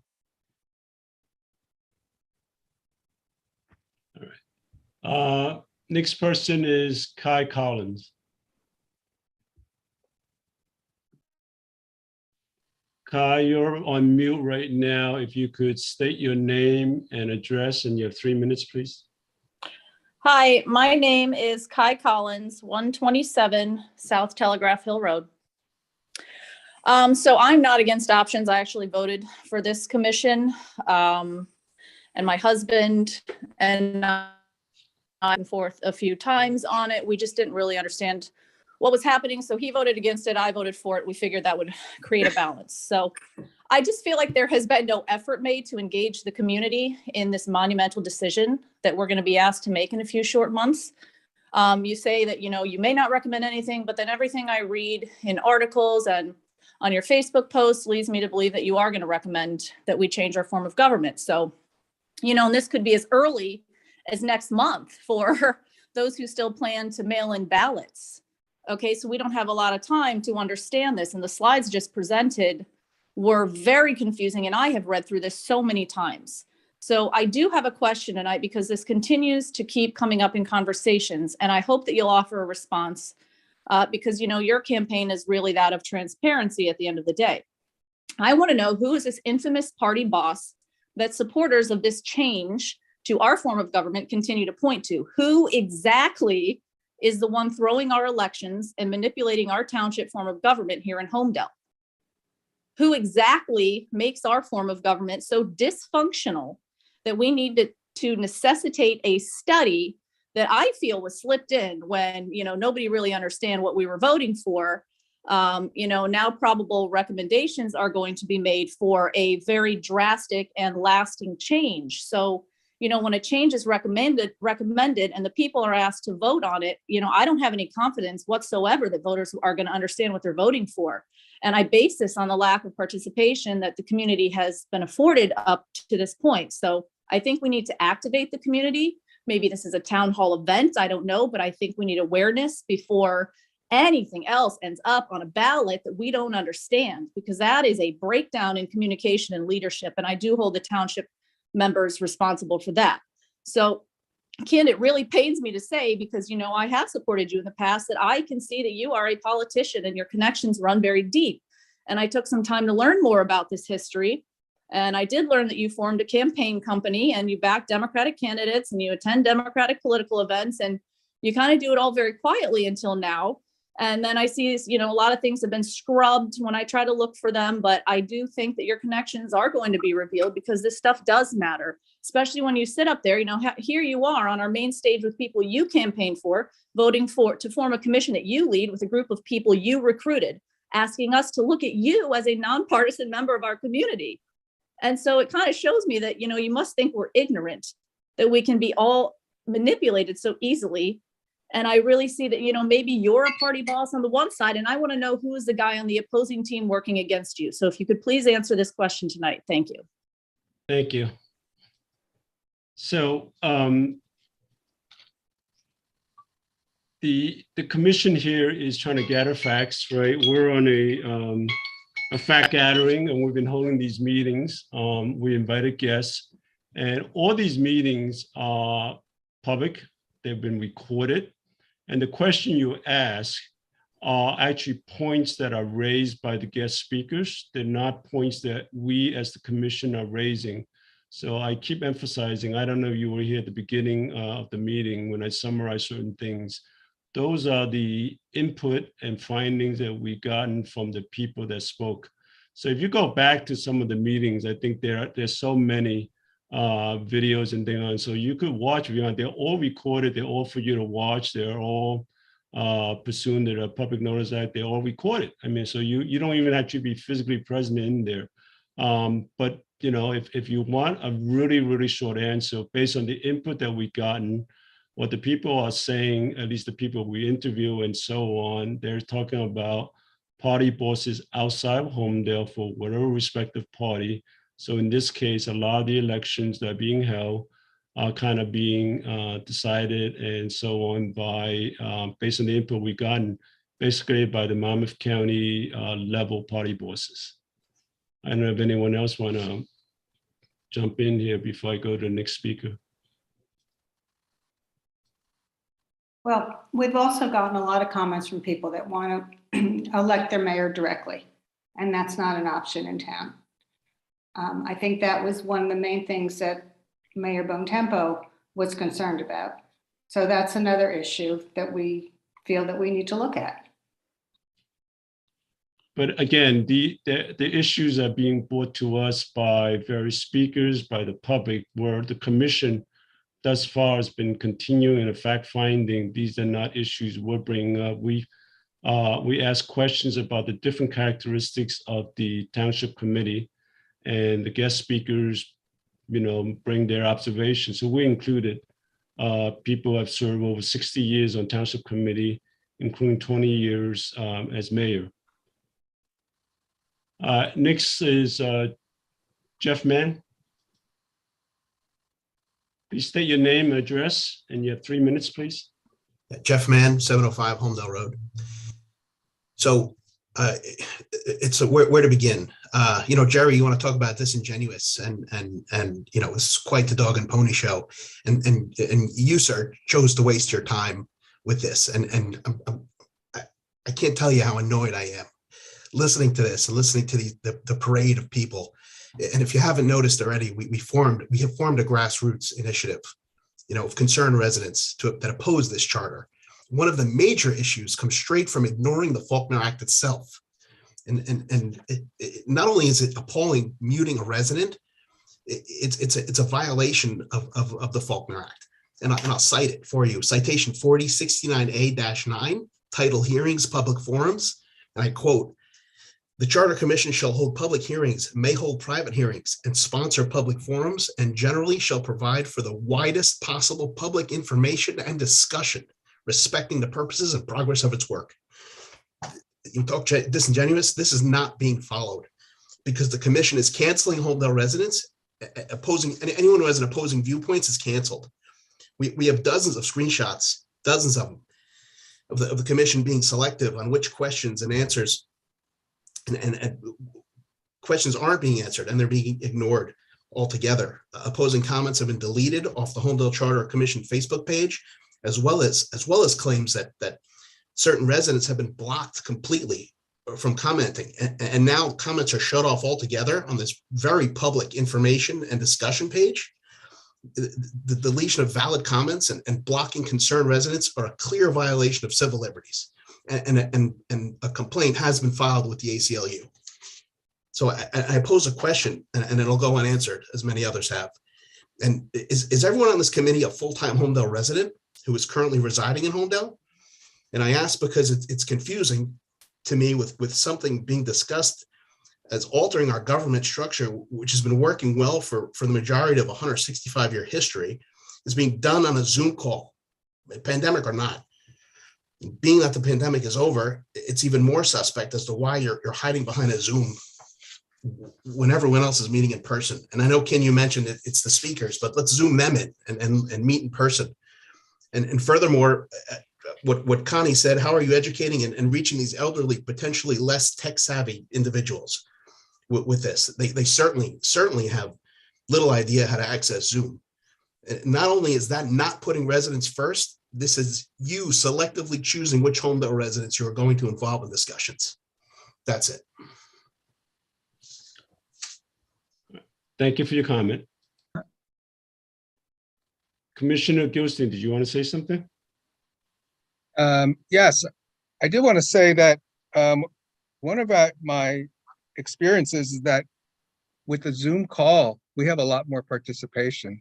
I participated in a lot of township committee meetings, a lot more people on in the Zoom call. And the zoning board just met this week via Zoom. So it's not that everybody is back in person. So let's just be clear about that, that people are doing whatever works best toward their objective of fulfilling whatever the charter of their group is.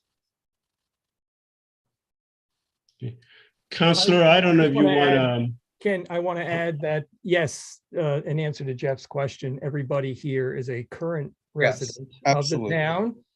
And for many years, I myself have been here 27 years. I've been here 36 years. So there's nobody here that doesn't have a vested interest in our town and has been here for many, many government meetings and participating as a volunteer in the town's activities. We've been involved, very much so. So we understand the positives and the negatives of what's been happening here. And that's why we decided to run for this commission.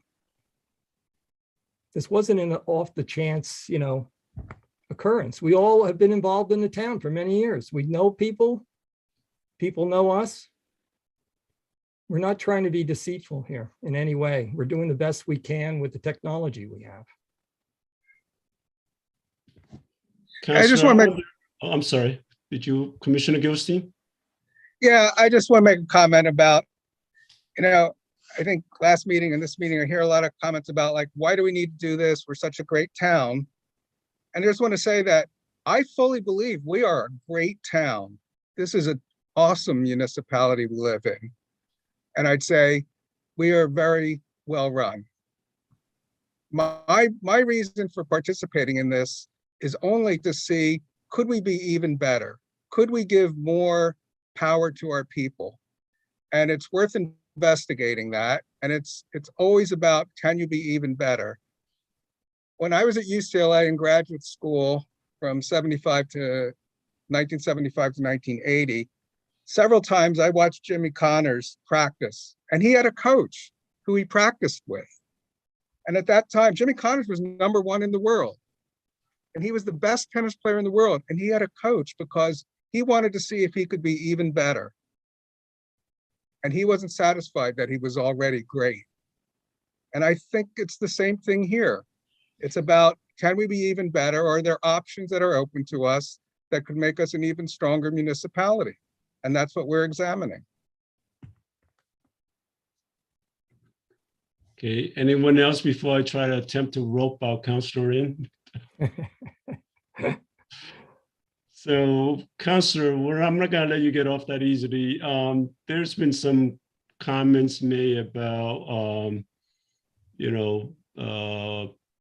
public discussions and certain things. I wonder if you could comment on, what requirements we have, and so on. Just kind of address that.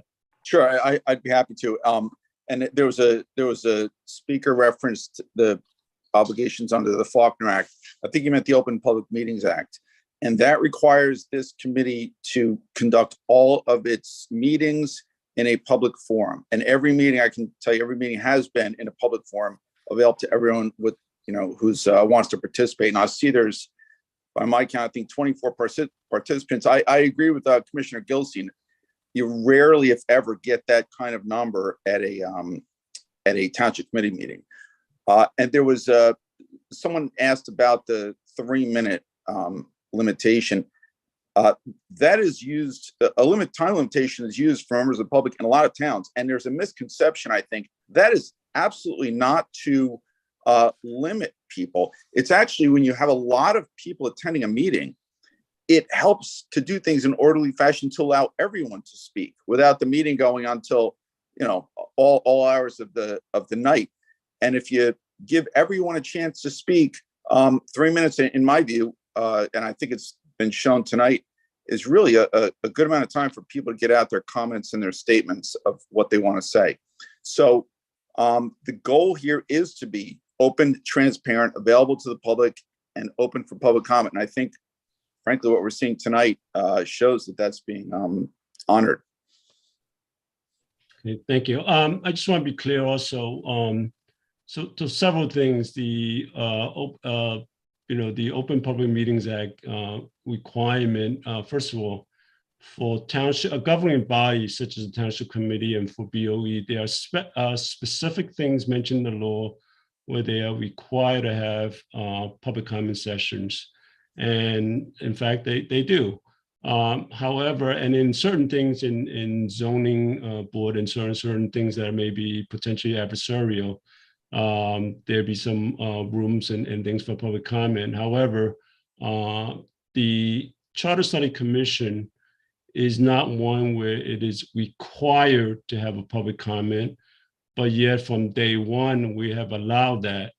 Now, in terms of, I think there was an attempt to cite something in the statute of the Faulkner Act in terms of open discussion and wide dissemination of information and so on. So all our meetings been open and all people can watch and so on. But not only that, we have actively had set public hearing for to receive comments from the public. In phase 1, we said we will have in phase 2 and likely a phase 3. So we have explicitly set up public hearing just for the purpose of receiving comment, in addition to allowing a public comment session at the end of each meeting. So, the Charter Study Commission is here to try to, on a fact gathering and gathering things from experts, from invited guests, and so on. However, at the same time, the public comment session is not a deposition. We will address comments and questions where we think it's appropriate, but it's not one where someone asks a question regardless of appropriateness or whatever, where you're free to make any comment you want, and we've been allowing that. So with that, let me turn to the next speaker. I got Tom Santora. Hopefully I didn't butcher up the name too much. Please state your name, address in 3 minutes. Tom Santora. Can you hear me? We can hear you. Okay, great. I hear a lot of questions that go unanswered. So I'm just going to ask 2 questions. One, who originated the charter committee? I'm sorry, could you repeat that? What person originated the charter committee? Whose idea was it? I'm sorry, can you go through all your comments and questions, please? Well, it doesn't seem like a lot of questions are being answered, so I have 2. One question is, who ordered the charter committee? And 2, because you 5 are going to be determining the best route for Holmdel, I'd like to each of you to just let us know if you are a Republican or a Democrat. And I'd like an answer, because Ken, a lot of times you say, thank you for your comment, and we move on. So all right, I'll answer. I know, I'd like each person to answer, please. Yeah, okay, but well, your original question, the Charter Study Commission was actually decided by the voters of Holmdel in November, but its origination goes back to an ordinance that the Township Committee passed in August. The original reading was in mid-July or the end of July. And then 2 weeks later, they voted and passed that a question shall be placed on the November ballot to have a referendum to see whether we should have a Charter Study Commission. Then the voters of Holmdel decided, through a significant majority of people voting in favor, that we should go forward. I understand the people voted, but whose idea was it? What person? It was the Township Committee. No, I understand. No, what person? No, I understand the Township Committee voted for it. Whose idea was it?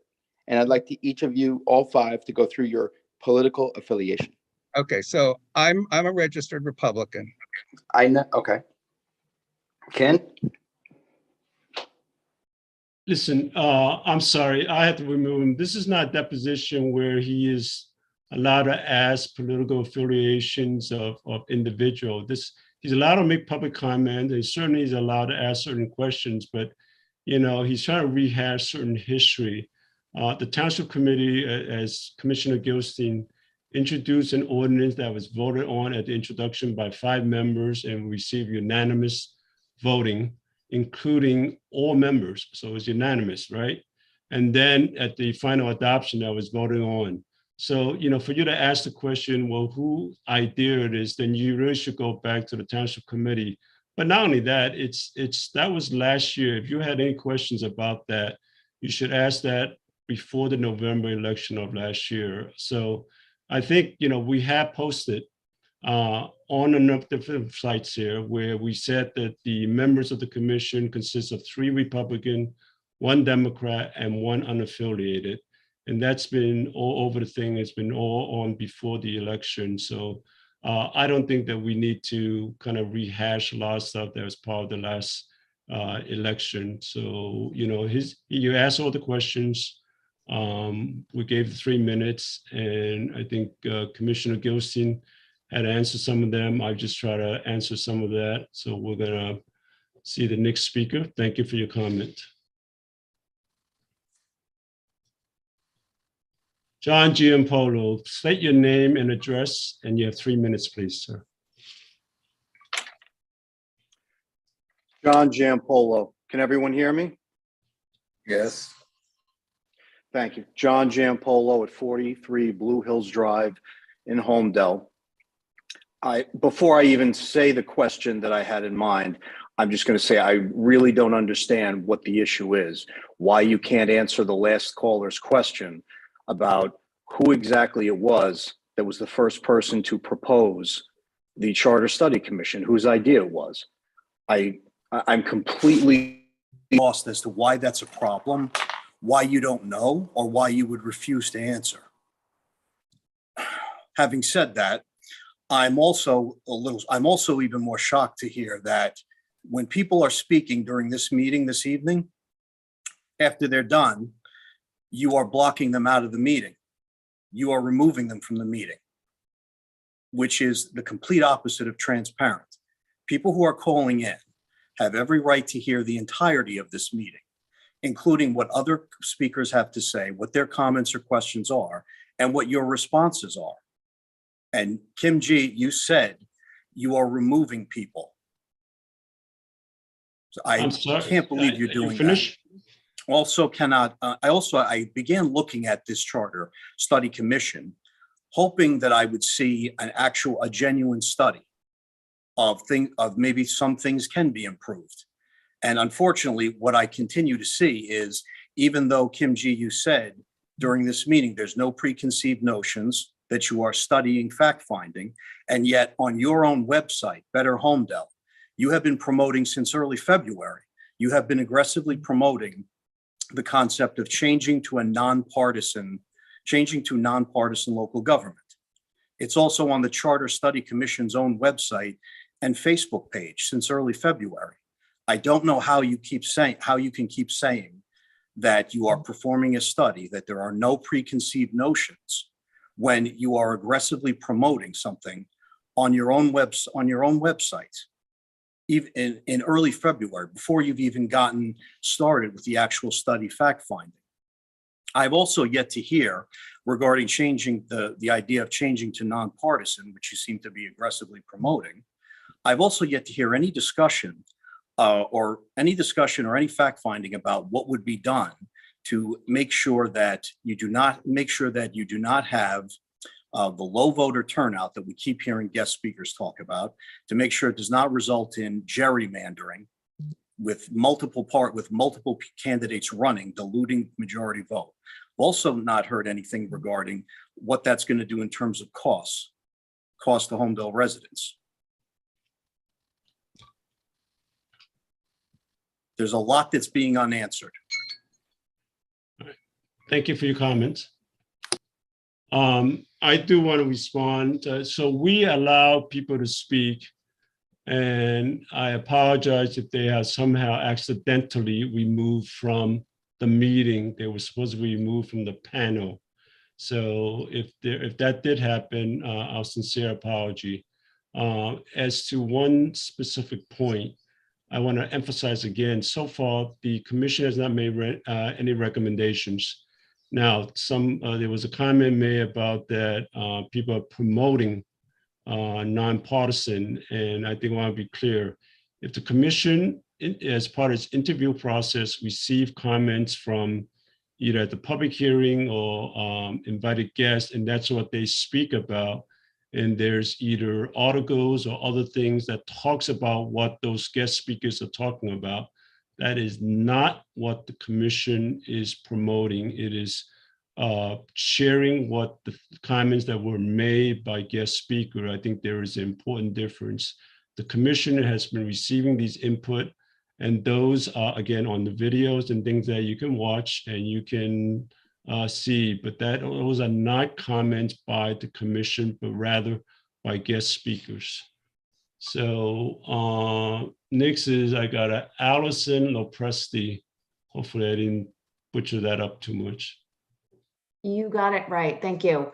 First off, I want to say, I work fully remote at this point. So I'm sorry, I didn't say my name and address. Allison Lopresti, 49 Ladwood Drive in Holmdel. I work in fully remote, so I'm very familiar with Zoom. And while it's become a big part of how we communicate and have meetings, I feel like the township, for something as important as this, there could be an option to have an in-person component. We have 24 people, I think you said, on the Zoom call. I think people should be given the option to go into a physical space, just like the BOE meeting, right? If it's more convenient for you to go call into a Zoom, fine, but the option should be there. And some comments that I heard earlier about Facebook, and I think the concern collectively with that Facebook page is that it appears that you're selectively allowing comments or deleting comments or blocking users, and I think that's the biggest concern. And I've got some comments that are kind of in line with what John Giampolo actually just said. So, like many residents in Holmdel, I live here because I love the town and the local government, the schools, and the BOA, the way they have been organized for many, many years. Always looking to improve things, but I think the problem is that it seems as though the commission's mind is made up, and this is all a game. This is all for show. So I listened to the last Charter Study Commission meeting and read Facebook page and website. And again, you say this, quote, studying and exploring whether to change Holmdel's local government, but haven't made any decisions or recommendations yet.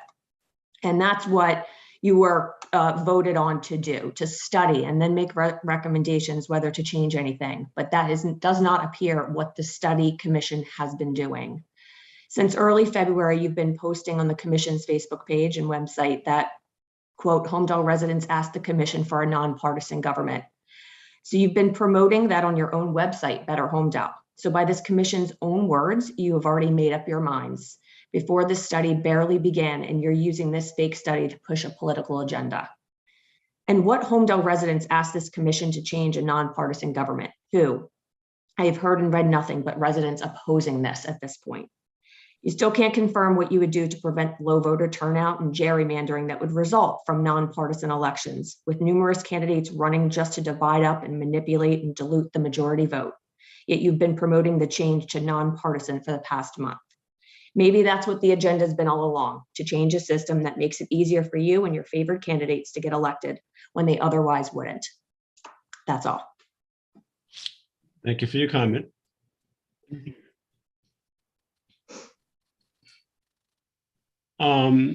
Before I call the next speaker, I just want to comment, because there's been several comments about the Facebook that the Charter Study Commission does have. And one is, just as a general comment, that is the forum for the Charter Study Commission to share information about progress, for information about future meetings, and so on.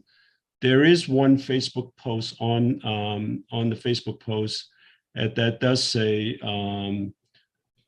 residents ask for change, or however, I think people are confusing or conflating what is on purpose or not.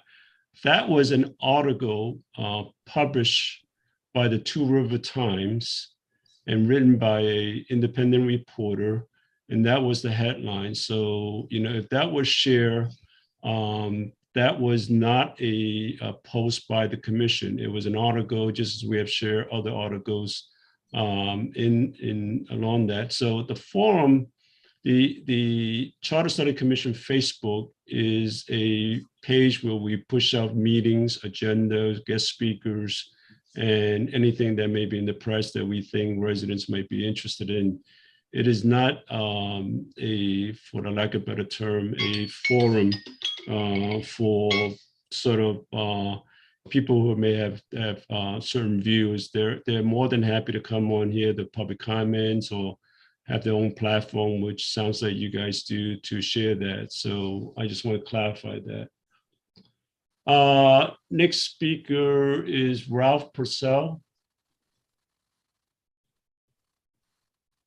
Yes, Ralph Purcell, 18 Red Coach Lane, Holmdel. Yeah, my question is, why the change in our government at this time? Where's the outcry? I speak to all the neighbors in the neighborhood, and none of them are aware of the fact that this study is even being conducted. Yet, when I mention 165 years the government has been in existence, they say they have no concern. They said it's been working. Why do we have to change it? It's making this place, it makes this town most desirable. Another thing is, I also, when are we going to stop using COVID as a cover to not to have face-to-face meetings? That's it. Have a good night. Thank you.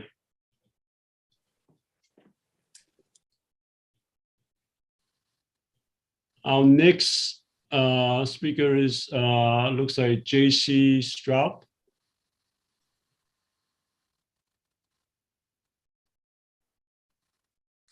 You're on mute, sir, or ma'am. Okay, thank you. Can you hear me now? Yeah, we could. State your name and address, and you have 3 minutes, sir. Sure. Jack Straub, 235 Main Street, Keyport. I'm not a Holmdel resident. Just was watching your meeting, interested in your possible change of government. But maybe this helps as an complete outsider. I don't know the politics. I don't know who's who. But earlier, if I'm correct, when someone was speaking about your website, the fact that there's a donate portion on the website that goes to the chairman's political fund, that doesn't seem to be right. And the excuse that it's left over from last year's election 4 months ago, how could you still have a donation page on this Charter Commission's website that could potentially send money to the chairman's political campaign? I don't understand that at all. Thank you for allowing me to comment. Thank you.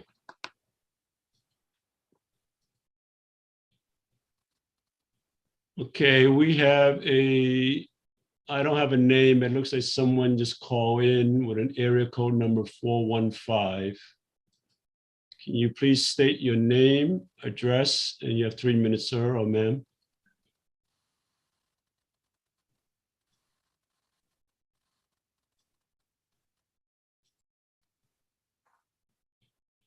You're muted. There we go. Sir, we can hear you now. Hello? Hello? Hello? Yes. Can you please state your name, address, and you have 3 minutes, sir? Yeah, my name is Sal Genovese, 17 Beacon Court, Holmdel, New Jersey. I just want to say that I grew up in Holmdel, and I just don't see any reason for this charter study. I was unaware of it. My neighbors are unaware of it. And, you know, a lot of you are have not lived here as long, but if it's not broke, don't fix it. So, you know, we're allowed to disagree with you, Jerry.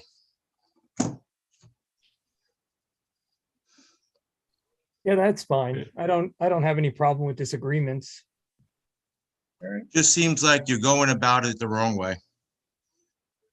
And, you know, to Mr. Gilstein, you mentioned before about the Zoom calls. You said that a lot of people are on Zoom calls, but the speaker before a couple while back said the elderly, and my mother has been living in this town. She wants to get involved, but she can't get on a Zoom call.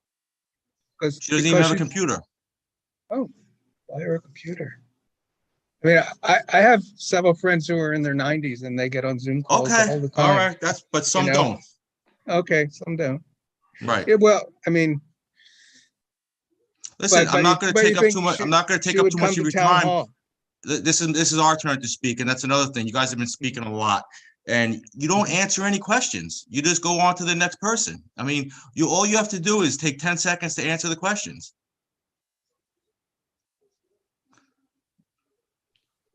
I don't have anything else to say. All right. Thank you.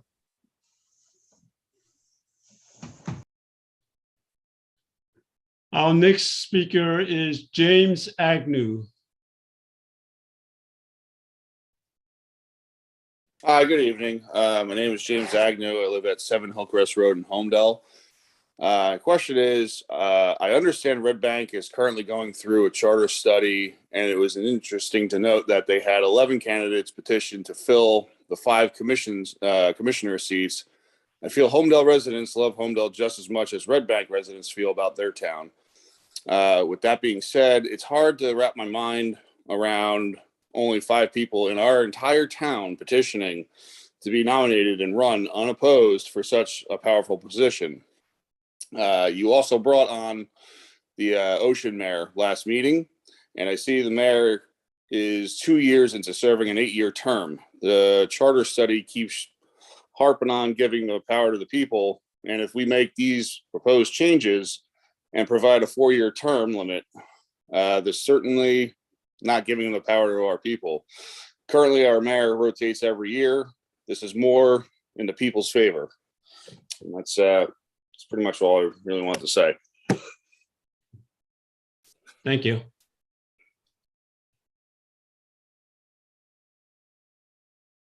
Our next speaker is James Agnew. Oh, he just spoke. That was James. Oh, I'm That sorry. was James. That was James. I apologize. Okay, next speaker is Ron Emma. Hi, Ron Emma, 32 Ladwood Drive.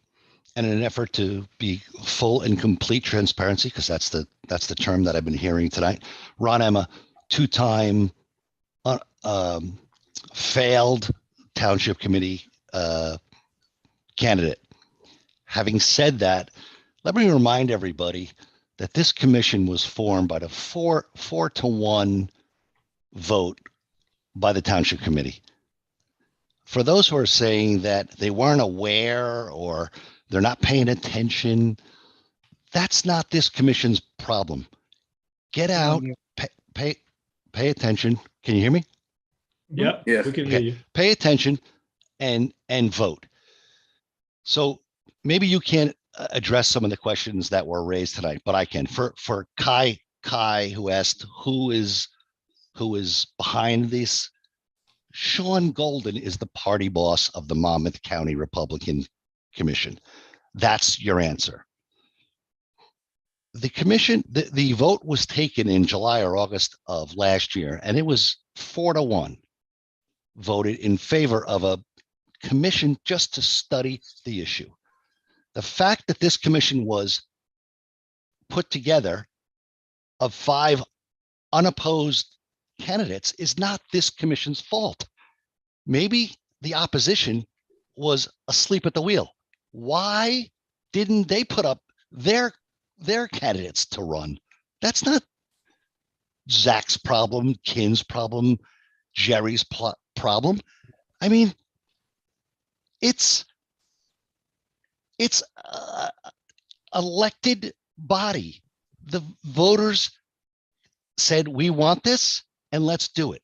As far as the grassroots movement or the grassroots initiative, I say bring it on, because let me remind everybody that the vote was 53% to 48%. So if this is whatever you guys decide, whether to keep the same or change it, whatever, I say bring it on. That's a good thing, because why would anyone be for less choice versus more choice? And as far as Mr. Kinji, you must be a magician, because you've now been accused of influencing BOE elections, which has got nothing to do with this. And how do you influence a township committee vote of 4-to-1? I have no idea. But all I can say is, why would you be against less choice versus more choice. Thank you. And I applaud all of you for the time and effort that you put in on this committee, because I know how long it takes of your time. So thank you very much for that. Thank you. Our next speaker is Tom Wood. Yeah, hi. My name is Tom Wood. I live at 20 Heather Hill Way in Holmdel. And I guess similar to the previous commenter, I don't quite understand what the issue that some people have with this process is. I mean, some people thought maybe we should look at having a different arrangement of the way our township is governed. And a ballot question was put before the voters of Holmdel, and the voters of Holmdel voted in favor of having such a commission study what we might do differently. Is there some reason why we have to do things exactly the way we've done them for the past gazillion years? So and these people have agreed to give tremendous amount of time to participate in that study. And the township committee, which is majority Republican, voted in favor of establishing this committee, and the committee's established.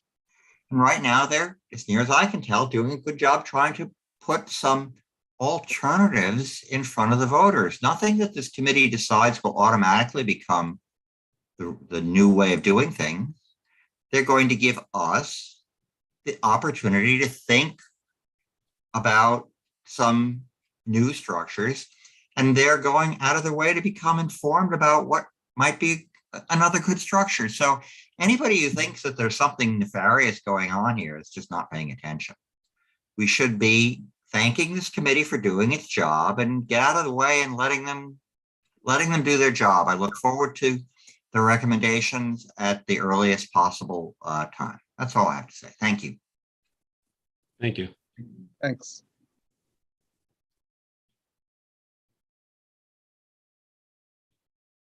All right, now I do see Tom Santor has his hand up again, but he's been called before. So looks like Terrence Wall is up next. State your name, address, and you have 3 minutes, sir.